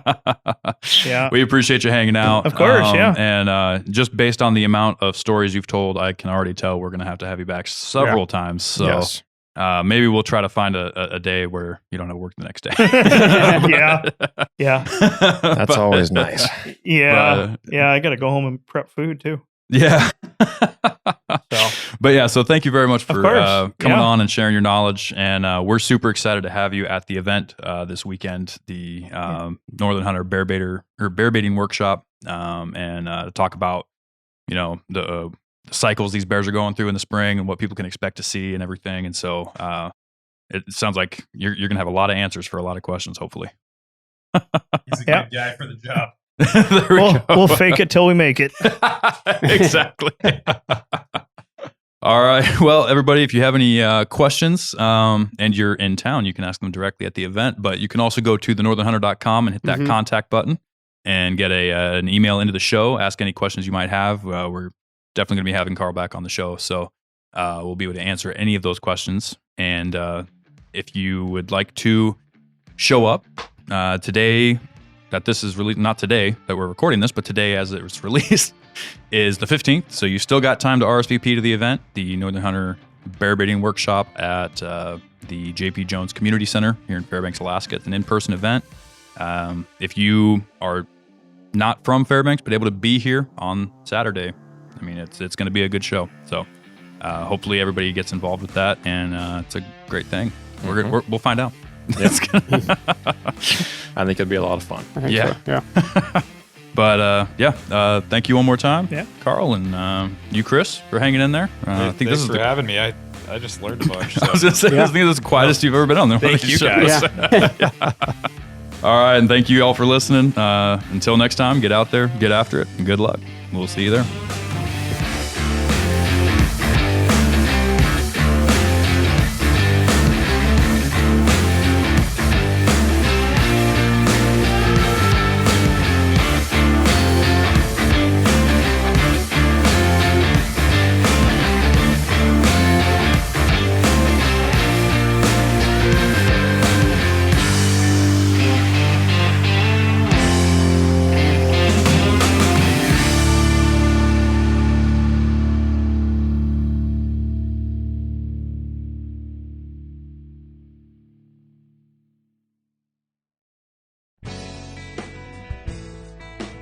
All right, folks. We all know that one of the most common mishaps in hunting is damage to your rifle scope. Last year, I found the solution to that problem with the Stealthy Hunter rifle cover. It wraps around your scope and actions securely to protect it from getting knocked off of zero or even severely damaged. Stealthy Hunter also has a glassing pad and a wide variety of supplements for the outdoorsman, such as protein powder, CBD products, turmeric, and gut health supplements. They also make a lightweight trauma kit weighing in at just 14 ounces that includes everything you need and nothing you don't for all of your backcountry medical emergencies. To shop all of their equipment and supplements, go to StealthyHunter.com and enter the discount code at checkout, The Northern Hunter, to save on your order today. All Stealthy Hunter equipment is proudly made in the USA.